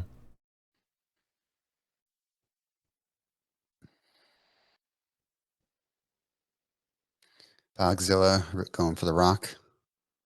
Rooting for the good guys. I like it. What's that? That emote right there. Recognize it. It looks like a...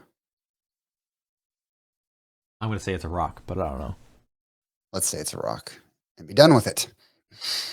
It doesn't show up on my overlay.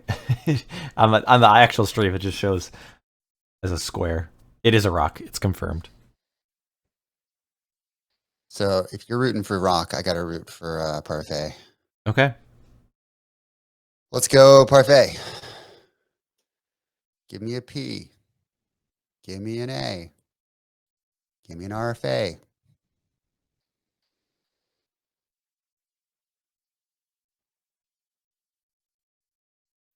All right. No poll today. I guess I could do it for this last game. Let me throw it up there real quick. All right. Prediction. Who will win the match? Will it be Rich with Parfait or Tom with the rock? All right, you got 2 minutes. Go for it, chat.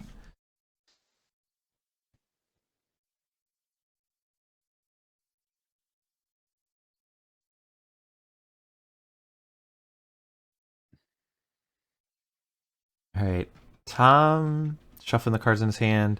I guess I don't know if he's made a... Okay, he's keeping. And it looks like Rich is keeping as well. Tom's going to start with a duress. He's going to show Undiscovered Paradise, Windswept Heath, and then he's going to show Oath, Anurid Brushhopper, Land Tax, Duress, and Armageddon. Wow, he's got the duress and the Armageddon. Nice. So I mean, I might just take Land Tax here. Yeah. The other cards I think are easier to develop your board and play around. I mean, maybe the Land Tax isn't enough. I don't know. If Tom is a naturalized, he'll probably just take the duress, but I will say that, like, for Rich to cast the duress, he has to, like, use Undiscovered Paradise. Right? Well, can't stop the top of the deck. Wow. What is this, Magic Online? Yeah. Thoughtseize bug. Oh, Well. what a kick in the teeth. Okay. Well, fair enough. Well, I gotta say, like, okay, he's gonna take the duress. Ooh, he played the forest. Interesting. Yeah. I guess that would indicate that he has deed. Yeah. That's my gut. But so if Tom has deed and Rich goes forest, oath, Tom goes okay. If Tom goes land deed, Rich would need a Mox Diamond to turbo out the Armageddon. Alvaro has used all his 19,000 points on Tom. Ooh, big spender. And Jared would like to make it aware that the opponent is playing a banned card. I like how he says opponent. Is that? Yeah. I mean, technically, both of them are opponents from his position, but or maybe he's pretending to be Tom in this role play.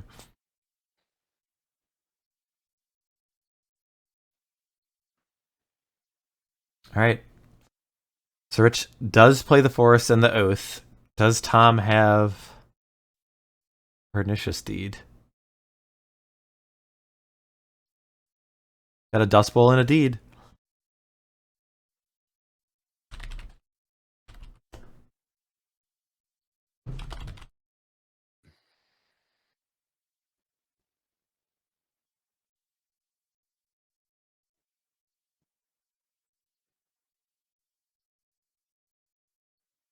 Is this enough for Rich? I mean, it's kind of interesting here. Like, if you have, like, Rich has the option of, I guess you wouldn't want to play the Android Brushhopper before the Oath gets destroyed.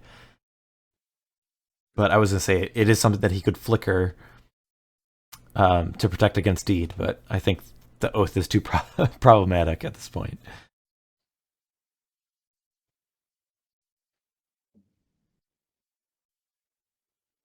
Does Rich have a Mox Diamond here? And even if he did, would you want to Armageddon? I think you would. Yeah, you would. Definitely.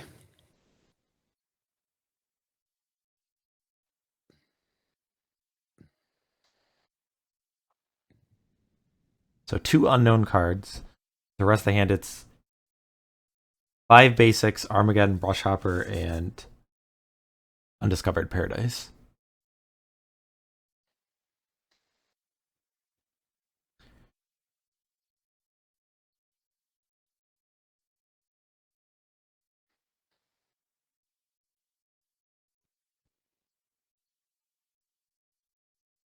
What would Rich be thinking about? I mean, maybe he's just thinking about what he's going to discard. Okay, he is playing this Brushhopper. I guess if you're going to discard a hand size anyways. 1, 2, 3, 4, 5, 6, 7, 8 cards in hand. He could go to end a turn and then discard 2. The Brushhopper would stay exiled through Tom's upkeep and not trigger Oath. But he can't do that forever. I mean, I guess also the thought from Rich that Tom triggering Oath is not the end of the world. It's certainly not as bad as Rich triggering Oath. And yeah, it looks like, did he just discard a duress? No. So if you're Tom, I mean, you just let Oath trigger here, right? Yeah, you might hit like a 4-drop. Yeah. Bailout would be great. I mean, I guess what's the downside of oathing here?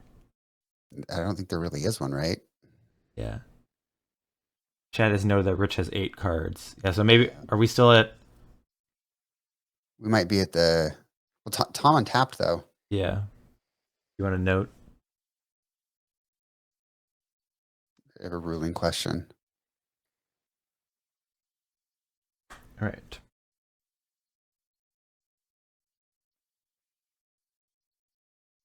I have a ruling question. Let me, You can, should we. why don't you just unmute him, Okay. and Yeah. I'll mute you, and so I'll just talk to chat. I'm guessing this has to do with Inured Brush Hopper. So I do know you can go to end step. I guess it probably has to do with the cleanup step and the end step of whether, like, when Rich has to discard.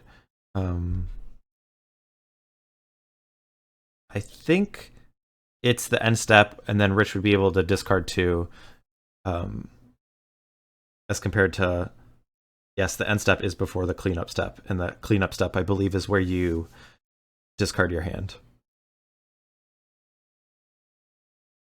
For sure, I know when it comes back, if you discard it at end of turn, it won't come back until the next end of turn. So it won't come back until Rich's or until Tom's end of turn.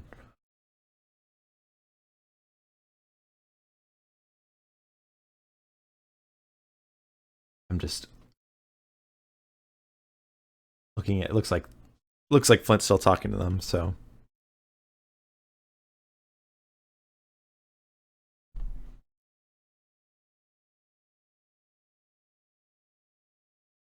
wouldn't there be another cleanup step after? So the cleanup step is the very last thing of a turn. So the end of turn is before the cleanup step.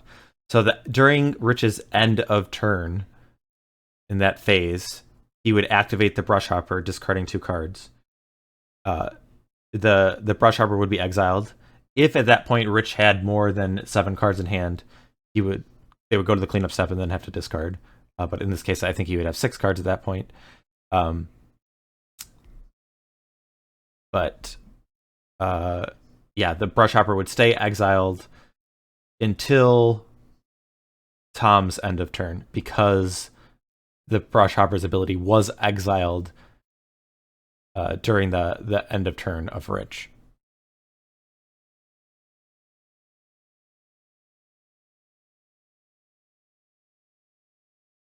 Oh, all right, Flint, I have you unmuted. Wait, so here's the question. If Oath triggers and goes on the stack, and then Tom deeds for 2, right? And destroys the Oath and the tax, because the triggers on the stack, it still resolves, right? And he gets to Oath, even though the Oath isn't in play. If the creature if the creature's still in play. If the creature is still in play, yes. Yeah, okay, that's what I thought. I'll tell the players. But I know with Oath, it is like the, I think it's called like an intervening if, that it checks twice. So it won't go on. Twice. It won't go. We got okay, that. Okay, it won't go on the stack if it doesn't apply. But it also won't do anything if you were to like to deed and destroy all the creatures. Yeah. I'm going to tell the players. So mute me real quick again, and then unmute me. Yeah. Hey.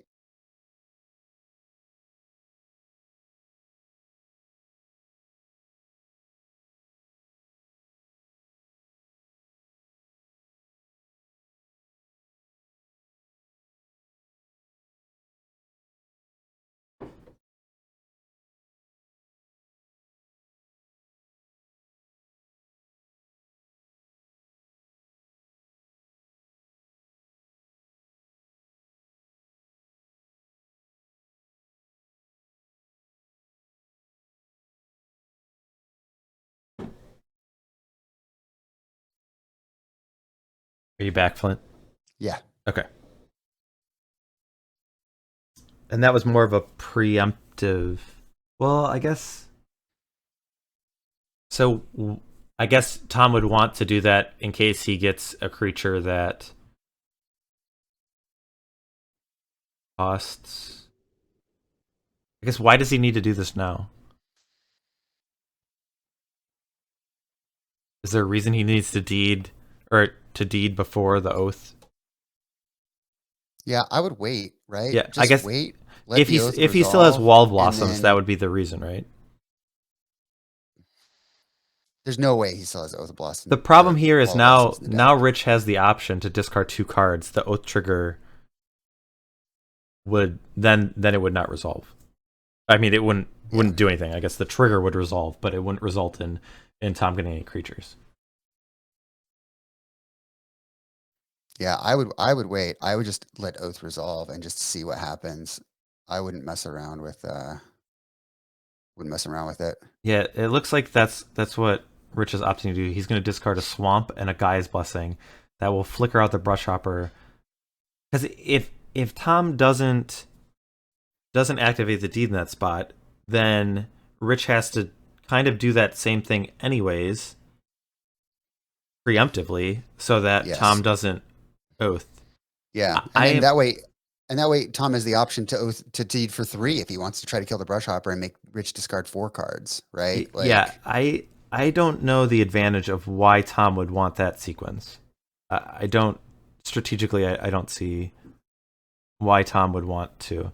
And now we see a Rich untaps and casts an Armageddon, and there's a brush hopper in play that is able to attack, and basically Rich just needs to keep cards in his hand, and unless Tom gets to the point where he's able to cast a Ravenous wow. Baloth, like removal spells are not going to be enough because Rich is going to have a couple of cards in his hand to blank the first removal spell, And that's the third land tax we've seen.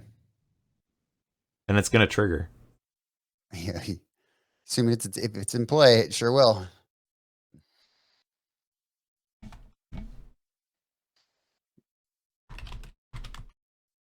Ooh, yeah, here we go.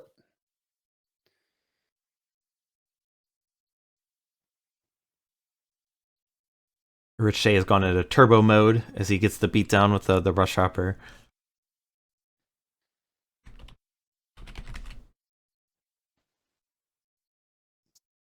Lanny, I am not sure why he didn't. I mean, I don't know the reason why Tom would want to activate Deed before resolving the. The I mean, only is he reason I worried could he's see is if he has Wall of Blossoms in his deck. But or like then he's afraid that he's gonna hit like a deranged tournament and lose all his tokens or something? I don't know. Like I think you just let it resolve. I guess if he hits a deranged hermit,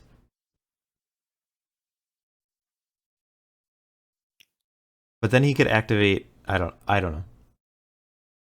So Tom down to 10 life here. Okay. The Rager comes into play. I guess in concert with the Treetop Village, Tom could block a Brush Hopper, but again, I mean, I guess I don't know who's winning that fight because Richard has to discard 2 cards to keep the Brush Hopper alive.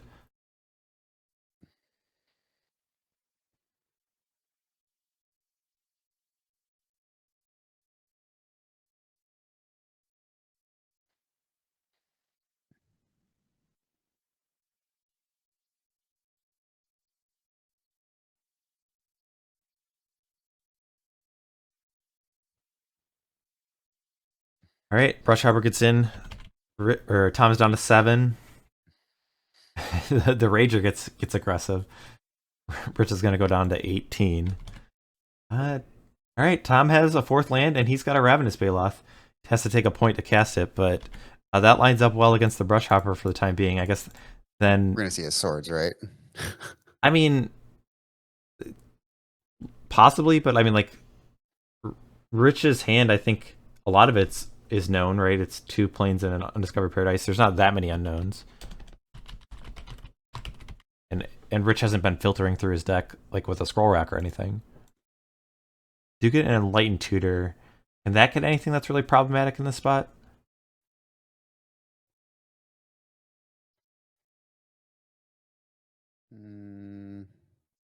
I think he just gets roll rack. Right? Yeah. And I'm just looking. I guess if Tom had a Pernicious Deed, oh, he's getting a Mox Diamond. Like, if Tom has another Pernicious Deed, then he's not in terrible shape. The Brush Hopper still could blink out, but the Ravenous Baloth would stick around, and there'd only be so many times that. Well, I guess the problem is Tom wouldn't be able to attack with the Baloth because his life total is so low, and so we would kind of just be at a standstill for a while, and Rich would get to rebuild. But I don't know.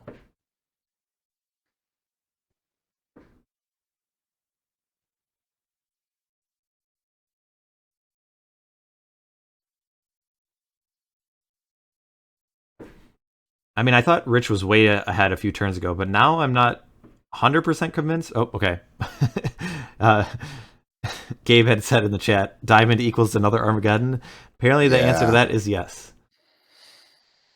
But again, now we're kind of at, well, I guess Rich needs Swords of Plowshares, and then he's in a pretty good spot to get rid of the Baloth, and then the Brush Hopper's kind of the king of the jungle.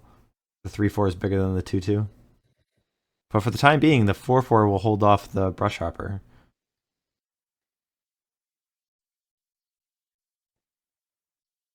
Has Rich drawn Armageddon in every single game? Like in his opening hand? I think so. A lot of times it's been discarded to do a duress, but yeah.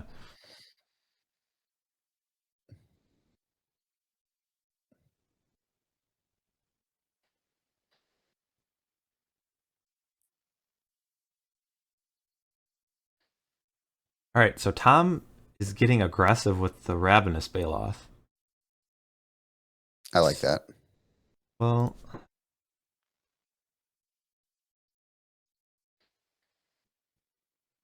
so if Rich attacks with the Brush Hopper, you go to 3, and then you just attack with the Rager? I mean, you can't do this forever. Block. You block with the Rager? Yeah, I would. think so. I would attack with the Rager because I want to swing in. I want to swing in again next turn. If I'm Tom, I want to swing in again next turn, and I don't want to put myself in a position where, like, if Rich has a way to disrupt the block, then I just lose. I don't think he would, because it would be a sword, so technically he would gain a life, but still. Yeah, and the Baloth's ability, but sure. But I like the Baloth as a blocker after one more attack. Looks like we're going through Rich's graveyard. That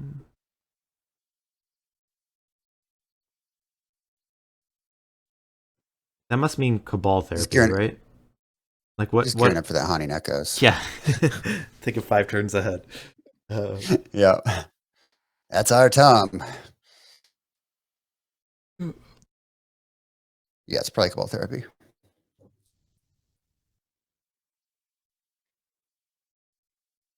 He's just debating whether or not he wants.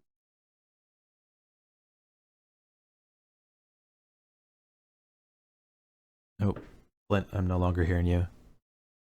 Looks like you're frozen. I don't know if you can still hear me, Flint, but you might need to refresh. Maybe it's on my end. I guess I'm trying to... Oh, I'm having issues. All right. You're back. All right. Yeah. I think players might hear me. I think I froze. So. Oh, Michael, I can hear you. Is everything okay? Yeah, I think my internet hiccuped, so you'll need to mute me no again. Worries. Yep. Stream's coming back online now. Looks like it's rebooting. There we are. And we're back. All right.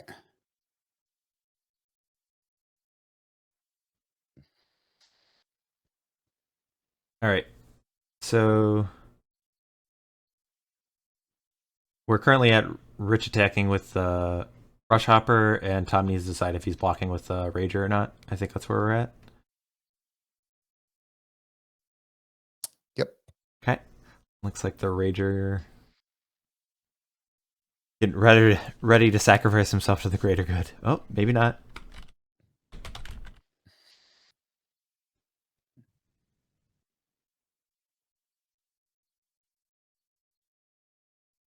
Let me visit the poll to see how people. Oh yeah, what was the prediction? 2/3 have predicted The Rock. That's at least in terms of Ooh. channel points.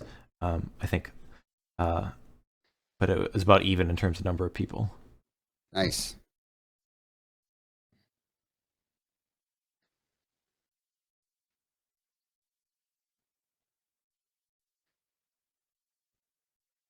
All right. Yep. The Rager gets in the way, and now Rich is going to cast a Zurin Orb. I think it's always funny when like Zurin Orb, like this is as close to like a race as we get like with this deck, and like the just the natural ability of Zurin Orb, kind of just using it the fair way, might actually come into play. All right, Tom has shown a treetop village, and he did attack with a Ravenous Baloth.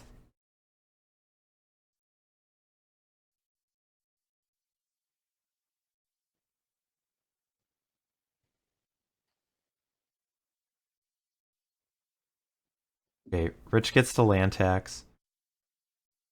So Rich gets to attack Tom down to 3. And then Tom can't, well,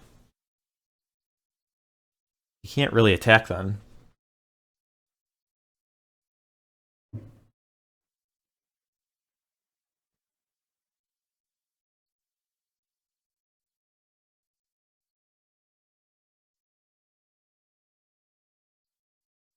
Because so if Tom would have not blocked with the Rager, he would have gone to 3. Then he would have attacked with the Rager, and Rich would be at 12. And then Rich would not attack because the Baloth would have been untapped. And then Tom could have attacked with the Baloth and be at 3 with a Rager untapped. I feel like he could have got in for 2 more points of damage. Is Rich out of basics? That I do not know. I have not paid enough attention to. I do know there were a good number of basics in the graveyard when Rich has thumbed through it, but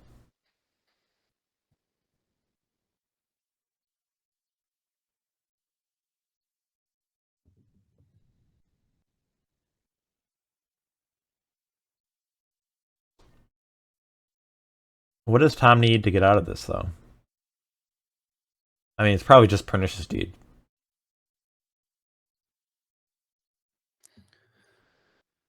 But that won't necessarily take care of the Brush Hopper. No.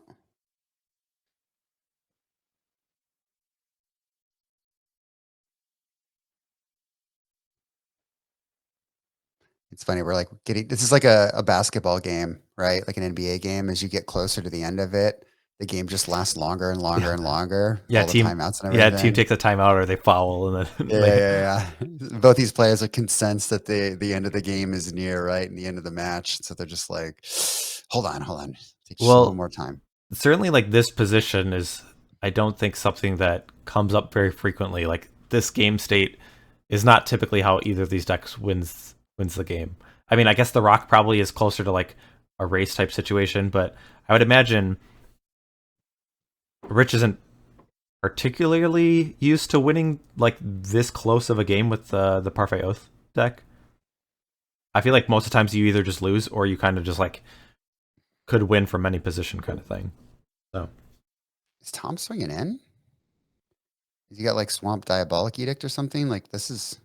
Oh, he is at 3. I have him at 6. So yeah, he's at 3.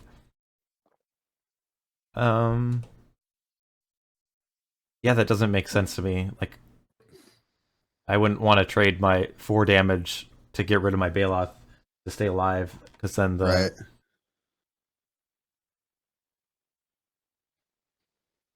It might be Swamp and Diabolic Edict.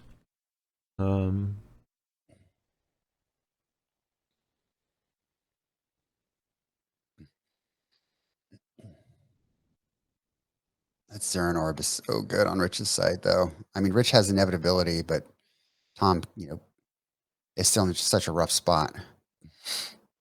All right, there's the swamp. This feels like Diabolic Edict to me. Yeah. Rich is just like, all right, let's go through the motions, I guess. I'll draw my card. Decides not to tax there. I think as Chad had noted, I think he might be out of basics.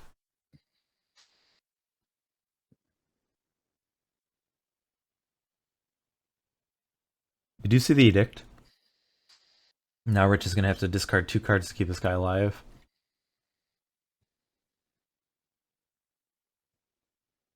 He'll discard a Mox Diamond and an Undiscovered Paradise. Yep.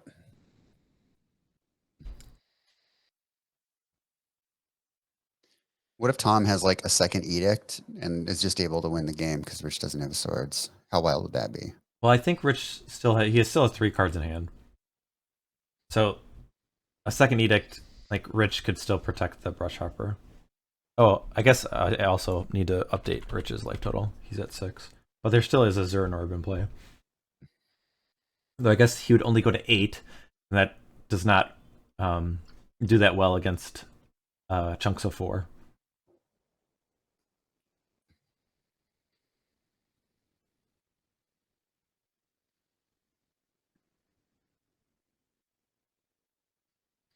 Alright, Tom is going to have a Duress. That will prompt a Swords to Plowshares from Rich. Tom will be able to sack to gain 4 life. It was fun while it lasted, Mr. Bailoff.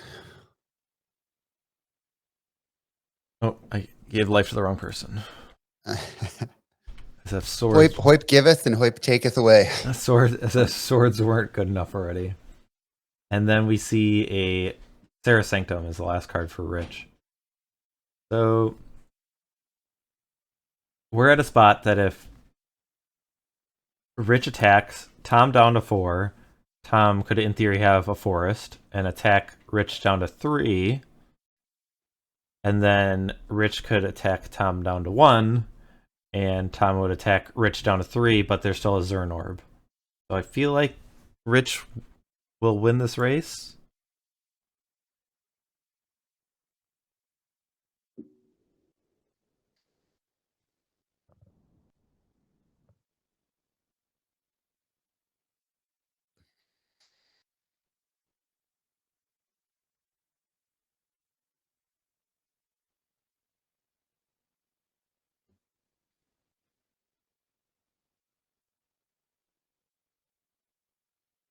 All right, Tom.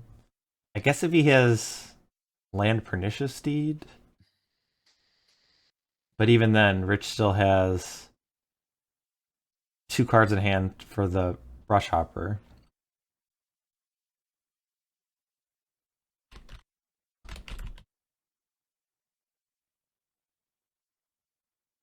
I guess what if, or just land and play another Baloth. I'm trying to think what other like good plays Tom has. What if he played a Wall of Blossoms? I don't think they're in the deck, Hoip. I mean, I wouldn't mind a Wall of Blossoms right here. That's all I'm saying. Yeah. Just love to cherry pick those moments, don't you? Call you Mike Flores.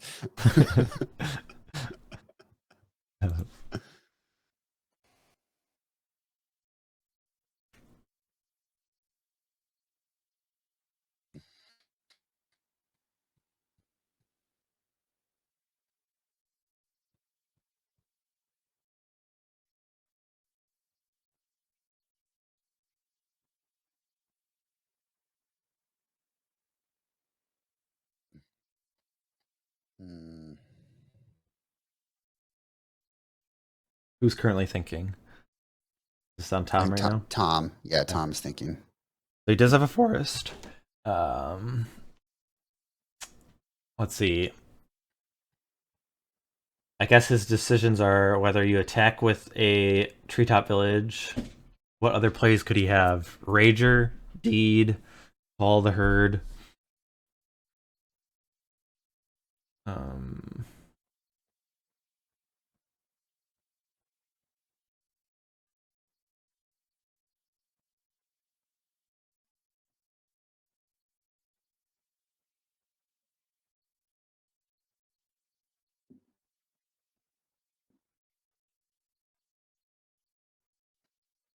Is Rich just looking at his list?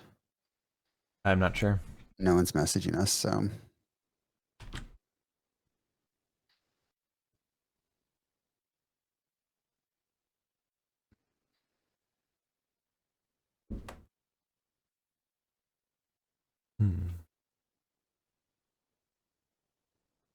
You're just gonna pass it back? Looks like it. So. Yep, Tom's gonna go to 1. Guess.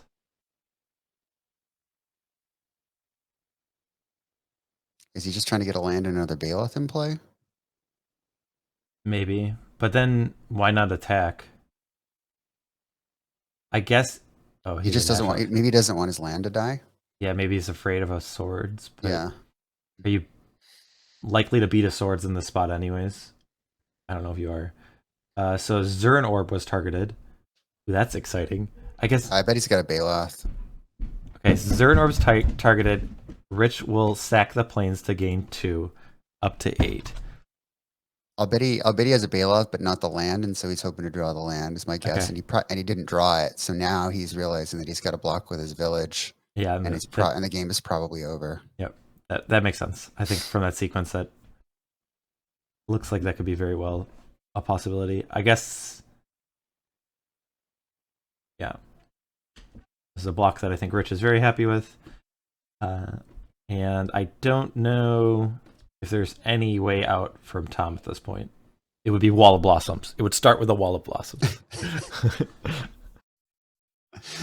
Tom draws a card, and I'll take a look. It's a swamp. This is the game. Doesn't have anything. He had a Deranged Hermit, a Cabal Therapy, and had that Baloth. Yeah. It needed that 4th land for that sequence that you talked about. GG's. So in a well-fought match, Rich does the reverse sweep. He lost the first 2 and then takes the last 3. So I guess I can reward the channel points. Condolences to everyone who put everything on Tom. So the player I picked to win is still in it, and the player you picked to win is out. Okay. All right. Let's jump down to the players and listen in what they had to say about the match. Some absolutely incredible matches, absolutely pushed me to the limit, and you fought really hard and played that really well. Likewise. Let's tune in, I guess. I'll unmute our commentators. Hello, guys. What's up, dudes? Hey, guys. Wow, that... Wild games. Yeah, definitely. All right. I guess the first thing comes to mind, Tom, is the thing that was like that rules question and the timing of the deed and the oath. What is the benefit of letting the... Why did you deed before the oath trigger resolved, I guess? Can I guess? Because let's say that Tom oaths into...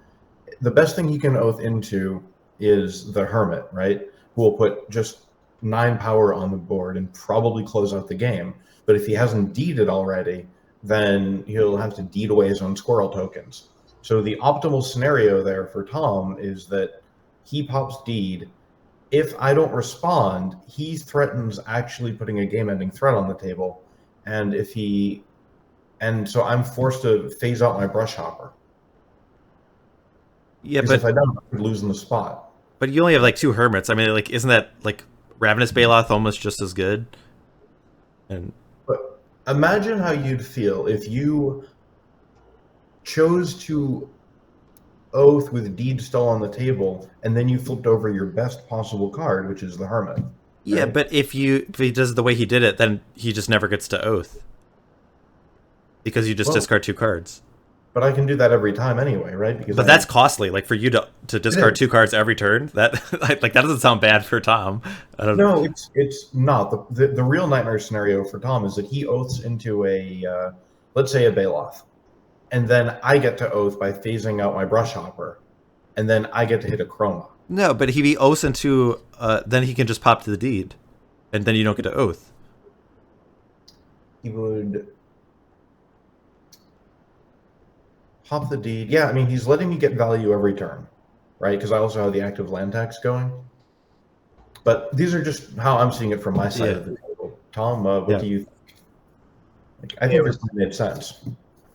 I was slightly back. I mean, I was backed into a corner. It started early on when he drew the attacks after duress, so I had to play a little awkward. And I knew about Armageddon, but I needed D to hit play. So the main thought process was make him discard 2 cards. I don't get to oath, so like let him go down on 2 additional cards. And I kind of didn't want to oath anyway, so I tried to play this little because I did want to hit a Baloth if he let me do it, but I couldn't start losing my lands to oath because I knew because the Armageddon. So I had to I didn't want to have to oath. So I was hoping Rich would discard 2 cards, not let me oath. So I kind of saw it as a win-win because I was in a bad spot if I let oath go, and I can't just pass turn. And so I kind of had to make it's like a slight bluff play, I guess. But I didn't. The way it happened is what I wanted. So.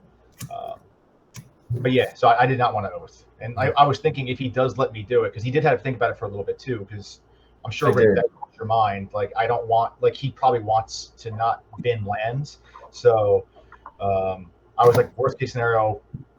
Well, I mean, I don't know if it's the worst case scenario. I just wanted to hit a Baloth if he let me do it. Hermit would also be nice because I would just keep attacking in to try to chip away, but yeah, Baloth would have been the ideal spot. But it was mainly like a bluff play, I guess, if we call it that, where I wanted exactly what happened to happen, and I had to blow up Deed there anyway. So yeah, and we're in a really interesting spot because of the Armageddon.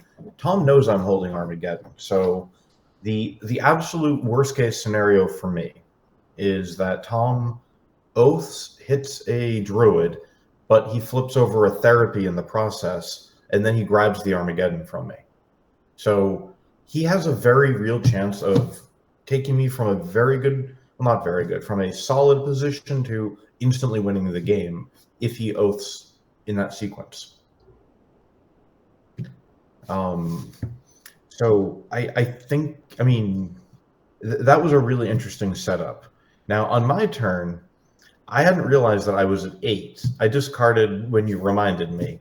I could have avoided a lot of this mess by just phasing out my brush hopper on my end step, which would have elided all of this, which is what I should have done, not realizing that I had 8 cards. Okay. So if I had played this properly, we wouldn't have been in that situation to begin with, because I would have just phased out my guy. The only reason Rich forgot kind of with the land was like, this deck is banned. He hasn't played it in so long. Yeah. He was like, oh, what is this pile? Just inexperience with the deck. I'm shaking off rust. No, I literally got the mountain thinking, all right, well, I'm going to have to discard to brush hopper, so I better discard this mountain. I literally got that to discard to the brush hopper, and so I just miscounted. So I should have just done that on my end step and not even gotten into that whole scenario. Fair enough. Can we talk about the game that you got Haunting Echoes, Rich? And you still man, I sometimes I'm like Haunting Echoes, like obviously could be like really detrimental to you, and like sometimes if you're just in full control, like if you've oathed away or you've Guy's Blessing away like the right pieces, then it just doesn't really do enough. But agreed. When that one hit, and you hit the Guy's Blessings and the Sword Splashers, and I think like the oaths or whatever, and I'm like, I had one oath in play, but yeah, I'm like this could be problematic. Like I don't know exactly how you were gonna like win. Was it clear to you like your path to victory? Like no, from okay, absolutely not. Okay, absolutely not. I was scrambling to find Tormod's Script. Okay. As you saw me shifting through cards, I wanted to find a tutor. I left a crypt in, and I really wanted to find that. So I did not come in with a plan. I came in with we were talking about hard casting a chroma, but like Tom already had like a Diabolic Edict in hand that you knew about. Right. Your duresses were gone, and I'm like, I don't know what's gonna happen here. But yeah, that was a spectacular way to win when I just wasn't exactly sure what your route to victory was. So that was really interesting. No, that was not planned. That wasn't like I was, like I said, looking for a crypt, because if I crypt myself, I'm fine. Okay. But that sort of I hadn't planned that. I just got very lucky that I could Armageddon into Zer's Weirding.